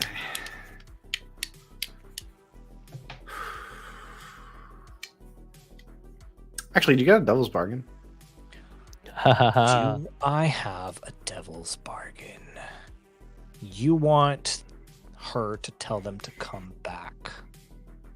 Well, I'm assuming that they have some getaway plan that is not what we've got. I just mean that I want the stasis pod back. Like, I don't care that they come back. Ah, okay. I know you're not going to want to take this. Do I have a devil's bargain for you? They give us the stasis pod, but they take the Montresor. Where would we go? I mean, we're in a bunch Oh. of ships latched to each other. We just have to unlatch one of them.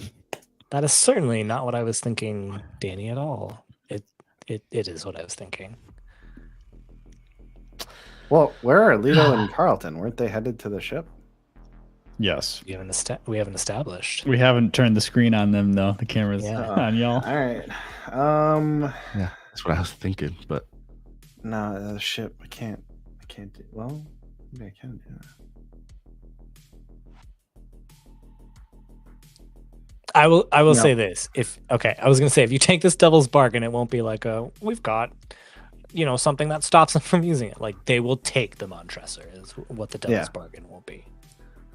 Yeah, no, thank you. I would like my ship. So, just one die.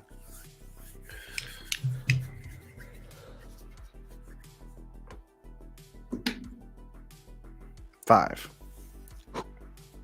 Cut. You do it, but there's a consequence. Suffer severe harm or a serious complication occurs. die. I mean, For the severe harm, death. I think the serious complication is what has been established. Merris goes, fine. They'll send the stasis pod back. And a moment passes, and the pod just floats back into the ship, and once it hits gravity, it just bloop, falls back down.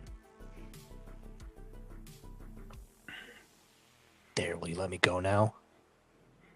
No. Never said that. I go and check the pod. Does it look remotely like?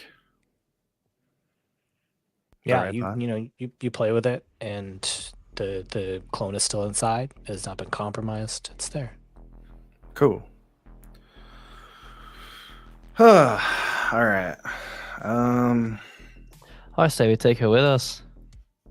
Why would we do that? I don't know. She won't be able to keep trying to kill me if she's my prisoner. Right.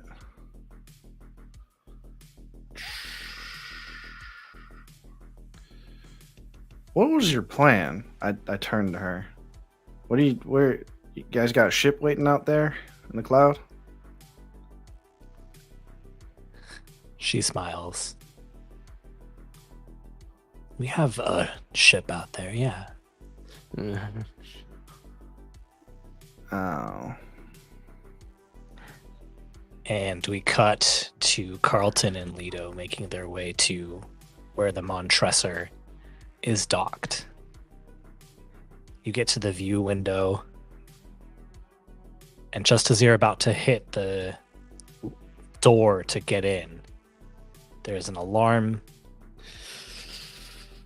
It unlatches, undocks from the cove as you see the Montresor start to speed off into the Ashtari cloud. Is there no way that any of us can resist this since Nick didn't take the devil's bargain? It is a regular complication, so it is something you can resist.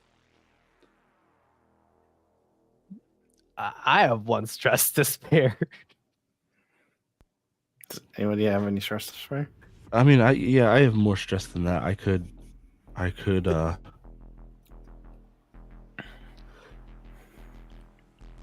just don't know what I would do. Is Rush the to issue the mostly a race against time? Is it about getting like onto the Montresor like fast enough to stop a hijack? Is that it? That's the main challenge. That sounds reasonable to me. As a, or convincing, as or just convincing them to come back too. Yeah. And just to clarify, the folks on there are the other Audio Rondon. and Cord, yes. Yep, Cord and Bobbio. Mm-hmm. And they haven't come back for their friend who is apprehended, despite that we've established that they are important to them. Well, clearly they don't think we'll actually kill her. Let's try a little sprint. Okay. So you try and get into the docking bay and get onto the ship before they disappear. Once we clear out of the immediate room, Leto and I, Carlton's hearing stuff happening on the comms and it doesn't sound good. And despite the fact that he wanted to carry this big, expensive hunk shield thing all the way to the ship, he just sets it down to try to block the way that they've just come through from where all the fire is taking place in the room. Makes It's sense. also hopefully a little distraction, like a temptation, because it's highly expensive stuff to be probably desired by everybody who's fighting in there. Yep. And then he just sprints down the hallway to get back on that ship. And so I can roll a resist roll if you want, or whatever mechanically needs to happen. No, I think that's essentially what you're doing. You're protecting, I guess, in this case. You're taking the consequence instead of gears and resisting that. Yeah, I think it's a prowess. Okay. So help me out again. When I resist, I take the three things. I have three separate skills that have pips and prowess. So I'm rolling 3d6 dice. 3d6, and you take 6 minus the top, whatever the highest dice is. Yep. 6 and there's minus nothing 5. else I can do to modify the roll, or can I? Okay. That is So it. it's just But you will. 3d6. Here's the thing. Like, you are resisting the consequence. So Yeah. in that case, by resisting it, you are gonna get onto the ship. It's just a Yep. matter of how much stress you're gonna. How take much to stress do will that. I take? All right. 3d6, here we come. Double sixes. Nice. 6, 6, 4. Whoa. Nice. Oh let's see. boy. Isn't there something No where stress. critical? Yeah, you clear one stress. Are you serious? Ooh. Yep. I run Clear so one fast, I get runner's high, baby. That's pretty good. Pure adrenaline. Leto, you get left in the dust as you see Carlton just sprinting. I think what it is too is because Carlton is rammed in, like you still get there as it's starting to undock, and you open it and just jump into the cold of space. Into the cold of space, land in the tunnel, and just keep getting down into, and you eventually get into the Montresor as it is starting to fly and speed away. You open the door and you see Bobby O at the helm, piloting the Montresor. Snap his neck. He's tiny little. He's nerd. in my seat. He's in my ship. I wanted to shoot him earlier. What do you think I want to do to him now? I would love to just hear that in the comms, just you two yelling various orders, just pleading with me to destroy him. I missed all of this. Yeah, 1 sec. What do you do? Cord turns around. Right. And that's what I was gonna say. I probably have to deal with Cord first. Yep. So, I'm just picturing the two of them freezing and like sizing each other up and kind of just doing the like circular pace thing in the room. Like just like one room away from the pilot's seat. For sure. And I think this is one last shot for diplomacy, to be honest with you. Oh, I love it. No, I love it. Carlton just looks, and there's just like a slight twitch in his eye as he kind of calms himself after the sprint. And he's looking into the eyes of another Ramdan. And he says, there's bigger things in this job, you know. You ever think about rejoining us? Our people?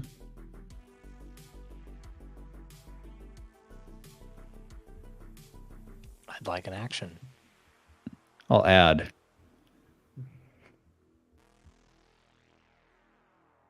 If you step aside and let me take him out of the seat, I won't hurt him. So that's the offer. Okay, give me an action. All right. I am not going to lean into command here. Doesn't sound like it, yeah. I'm going to try. Much more heartfelt than a command. Yeah. I'm going to try to sway. I think is this my first sway roll ever? Maybe. I think so. I think it might be second actually. But Okay. Maybe. Okay. Sway beam. So What do you think about position and effect, Justin? I think it's a risky position, but I think it is a great effect. Ooh. Okay.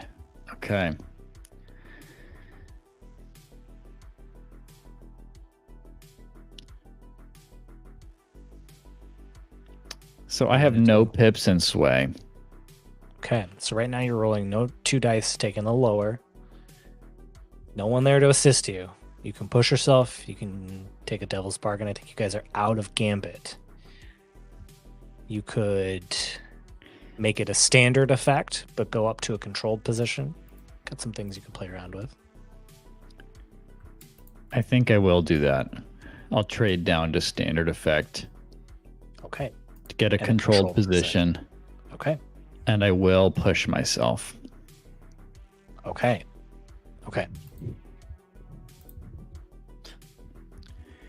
So I will take 1 die. Oh, buddy. Let's see. Please.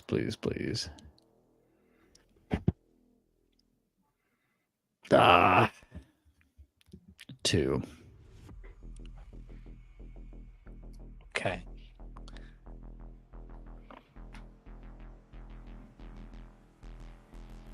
Sorry, Carlton. I can't let you do that. You stand down.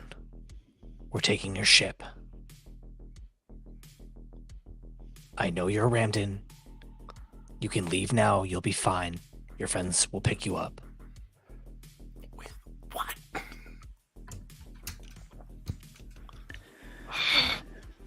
I'm sorry Last it had to chance. be this way. And I charge her. Yes. Me too. And she leans down and charges at you. I obviously need an action. Yeah. Let's good old scrap it up. That makes sense. Risky position. I'm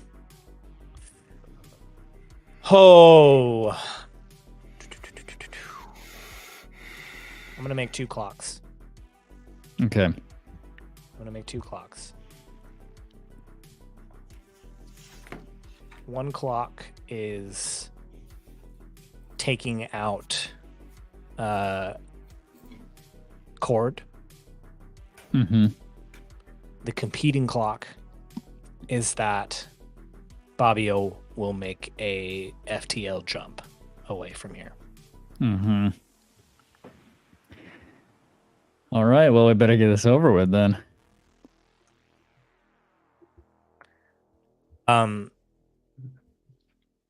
I think it's a risky position, and I will say a standard effect.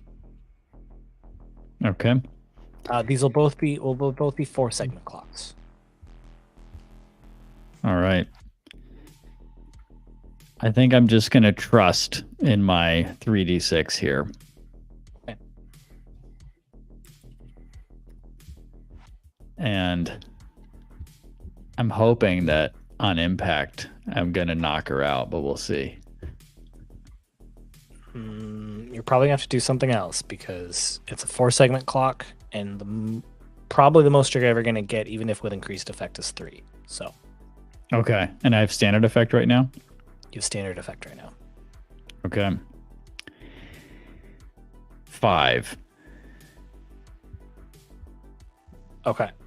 I'm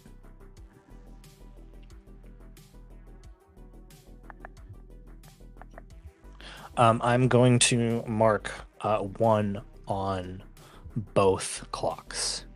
So Okay. you're going to do it with reduced effect. Hmm. So you just headbutt each other.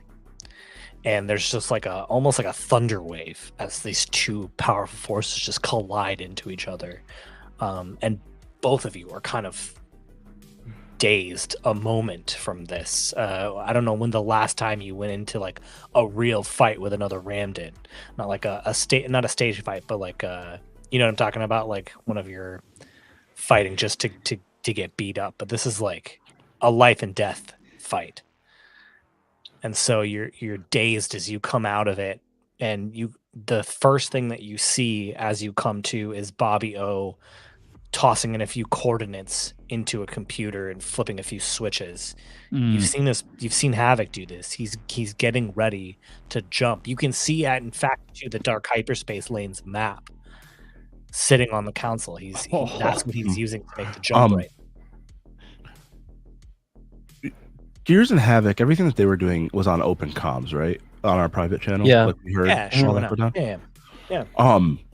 I flip to the channel that we use when we're working with other people. The channel that Bobby O would be on. Channel 69. Yep. And I say, Bobby, I know that you gave us back the stasis pod. If you return right now, I shall make sure that we give you the pod. You'll have the governor. We'll expect no payment, and we can all go on our way. We just need our shit back. Is that a lie? Doesn't matter. It absolutely matters. I mean, as far as I'm concerned, it's true.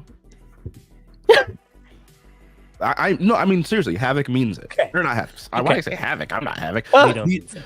Leto means it. I mean it. I think I speak for Havok when I say. No, I think, the only reason I ask is because we get into that situation. You're like, well, come back for this, and it's like, haha, psych. No, Leto means I can't. Leto means I obviously can't make unilateral decisions in reality, but for sure. Well, there might be some tension of like, I did promise him his life if he came back with the ship, so we should let him go. All right. What action do you think? Sway. That is a sway. I like that. There's so much at stake. There is. I think it's desperate and I think it is. I think it's limited in the same sense that trying to convince Merris to get them to give the pod was desperate and limited. They have been planning this. Well, actually, you know what? You give them the pod, just give them the ship. Can I retcon too and say that we'll give them Merris as well? Like, yeah, we'll give you the pod and Merris. You bring the ship back. Let's say controlled and standard. Controlled standard effect. Wow. All right, and I'm gonna push myself to get an extra die. Okay.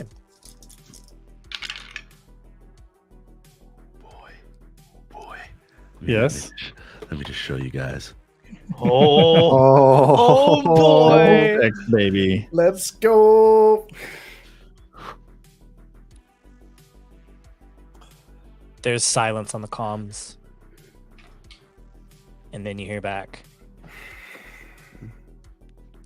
Do I have your word that you'll do this? You have my word as a member of the gentry.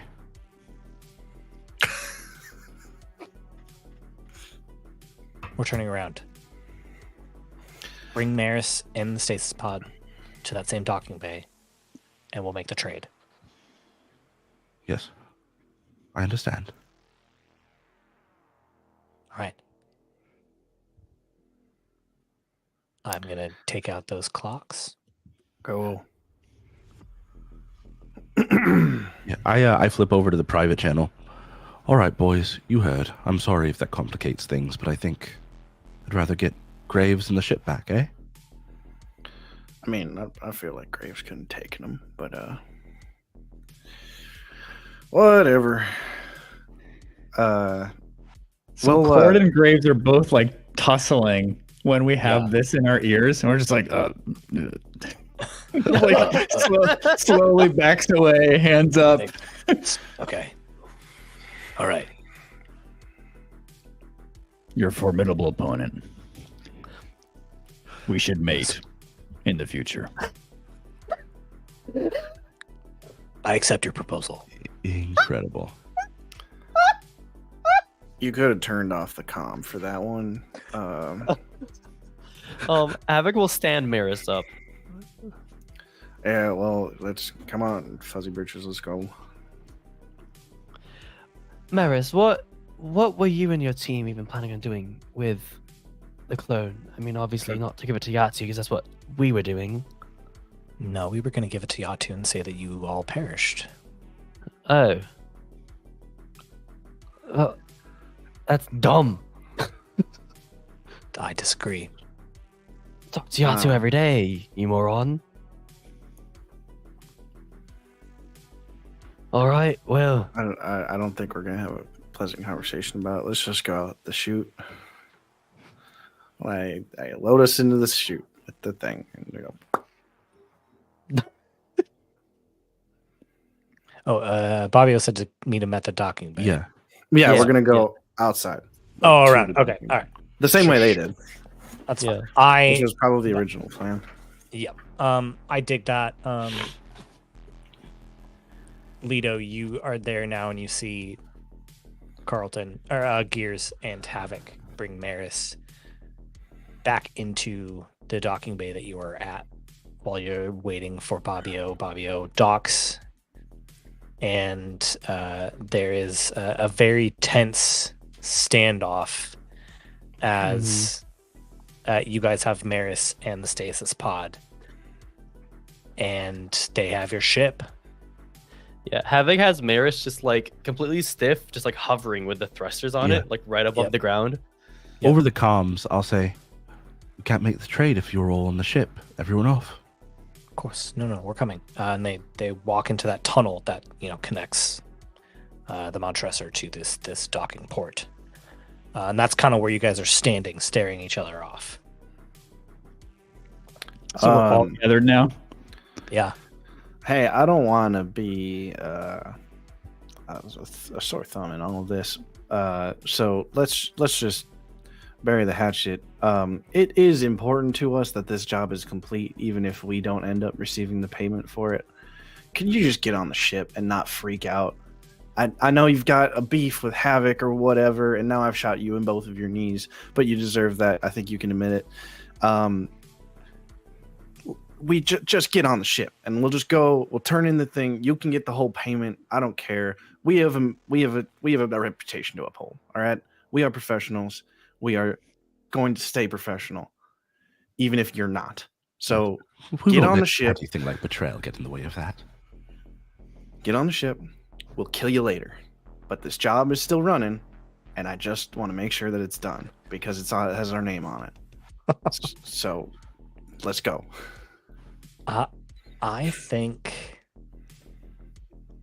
that since you have said that you will give Merris and the stasis pod to them, Merris goes,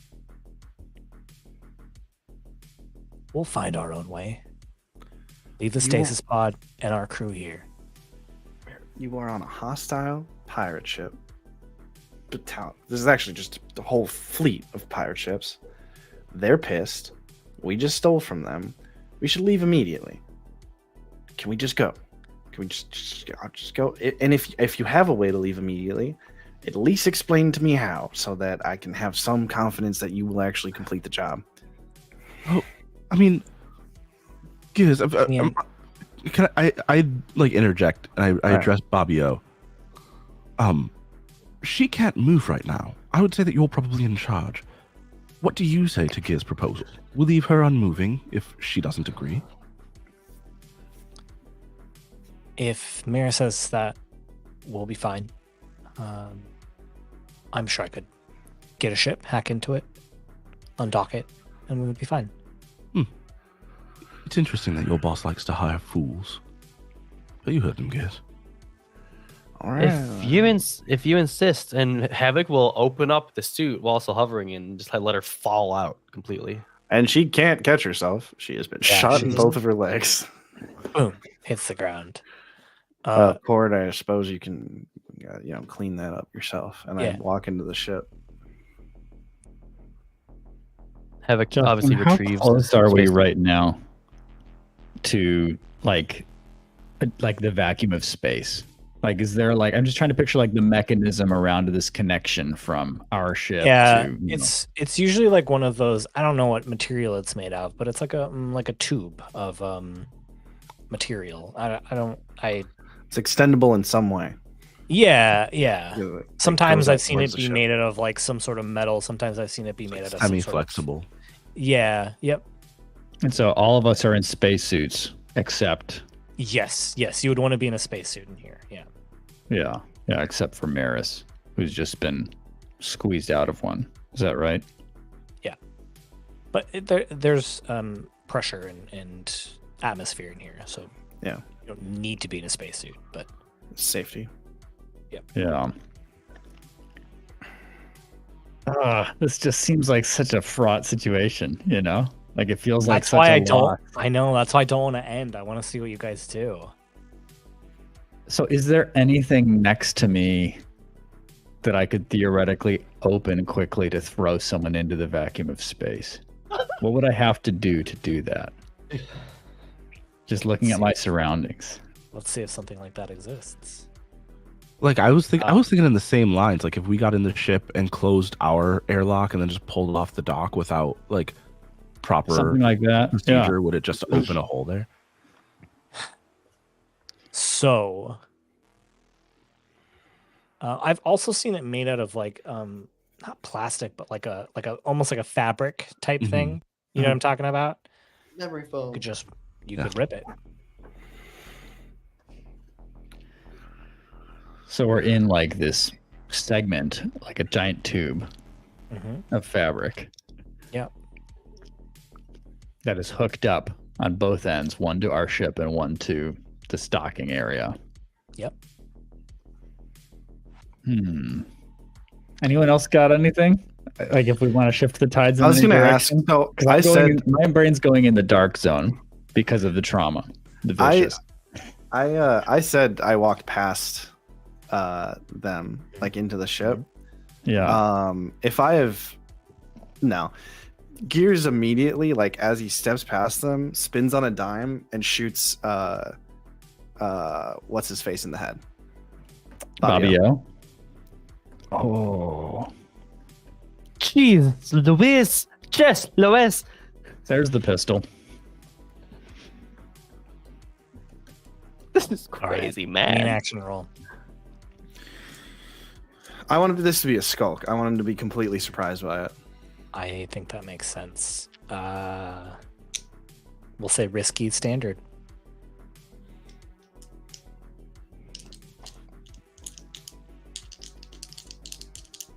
We're out of gambits, right? Yep. I believe you were out of gambits.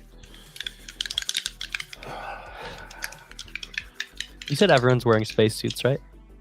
Besides Merris? Yes. Yeah, because Yes. then Havok is like putting his on now because they're sort of switching it. Yeah, okay. Mm-hmm. From Merris to him. What happened? You can't have a critical when you're rolling with disadvantage, right? So I just No. okay. Take so the it's just lower. a 6. Yeah. Oh, Please, I heck get a- yeah. give us a gambit Six and back. sub. Yeah, you do get a gambit. Blood Nice. splatters on Carlton and Cord, who are still kind of on that side. Hmm. Bobbio's body just falls down to the ground, and Cord goes, "You promised you'd be fine." And I didn't. I go to point the gun at her, but I doubt I'll be able to move. Yeah, I mean, I think I think there's going to be some sort of action because she like comes at you. Do I have a chance then to grab her after hearing the shot go off, just You to stop her certainly from can. charging at gears? Give me an action. All right, this is going to be scramble, not scrap, because I'm just bear hugging. The goal is just to I dig stop it. someone Yep. from moving. There's We'll say yeah. risky standard as well. Okay. 3d6. 6. Nice. Okay, so out of gambit, gets it back up to Yes. 2 gambit. Get those gambits. Merris, crippled, Cord, held by Carlton. You all have the complete upper hand in this situation. Heck yeah. Tell me what you do. Got to get that stasis pod back on, right? Yeah, so I like it like has some sort of hover mechanism, like we haven't been dragging it around. I just set it to move itself into the ship. I very unceremoniously drag Balio's body back to the dock off of the extended bridge and just toss it into the dock. I take Merris, who is probably swearing up and down right now, drag her to the end of the dock, throw her onto the thing, and then I'm like, Graves, throw her off. I'll close the airlock. Or well, no, we don't have to throw her. Yeah, we just walk onto the ship, and then I motion everybody to go onto the ship. Graves, if you wanted to shove her in on the other side of the airlock, please. With a deep breath, Graves listens and shoves her. Do I need a separate roll for that? Just I'm curious No, what she I'm does not. at this point now that her team is, I mean, she's struggling, but at first, but then she sees you have completely the upper hand and realizes it is a lost opportunity. This isn't what I wanted. And Graves shoves her. I wanted to mate. Yeah, I would say like usually Leto is more than happy to take advantage of a situation and to screw somebody over. But if you look at like he looks like genuinely like surprised and disappointed at the way this all just turned. Before Gears dragged Merris off, Havok just activates his spacesuit with a visor and just puts a big smile on his face as he's staring at Merris and sort of waves goodbye as he walks onto the ship. She's trying to crawl. She's screaming. She's like, "I'll never stop hunting you. I'm coming for you, Havok." Now we both have enemies who will never stop hunting. Yes. And so the airlock is closed. We're about to pull off, and over the comms, Gears calls them and, all right, now I know you're all probably a little ornery with how things turned out, but I need you to remember that I let you live today. And if you fuck with me again, I won't be so kind. You do not mess with professionals. And then I hang out. And that was in the private channel to just the. No, that was to all. Yeah. Switch and say it again. Definitely in the private Let me do that channel. again. They're like, You close the airlock. You speed your ship off away. Another job complete. But 2 rivals more pissed off than they were. when we oh started. yeah. We also might have just made enemies of an entire faction. So, I don't 2. even want to know the heat. well, we were that already gained. enemies with House Melky.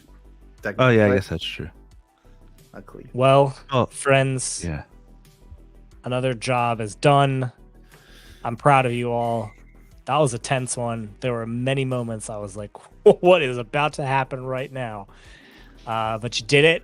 You survived with the job, with the stasis pod. And we will have to see sort of the conclusion of ending this job and what you guys do in between jobs next time. Wow. Thank you so much for watching, and we'll see you next week. Bye. So you guys- Bye, everybody. Adios.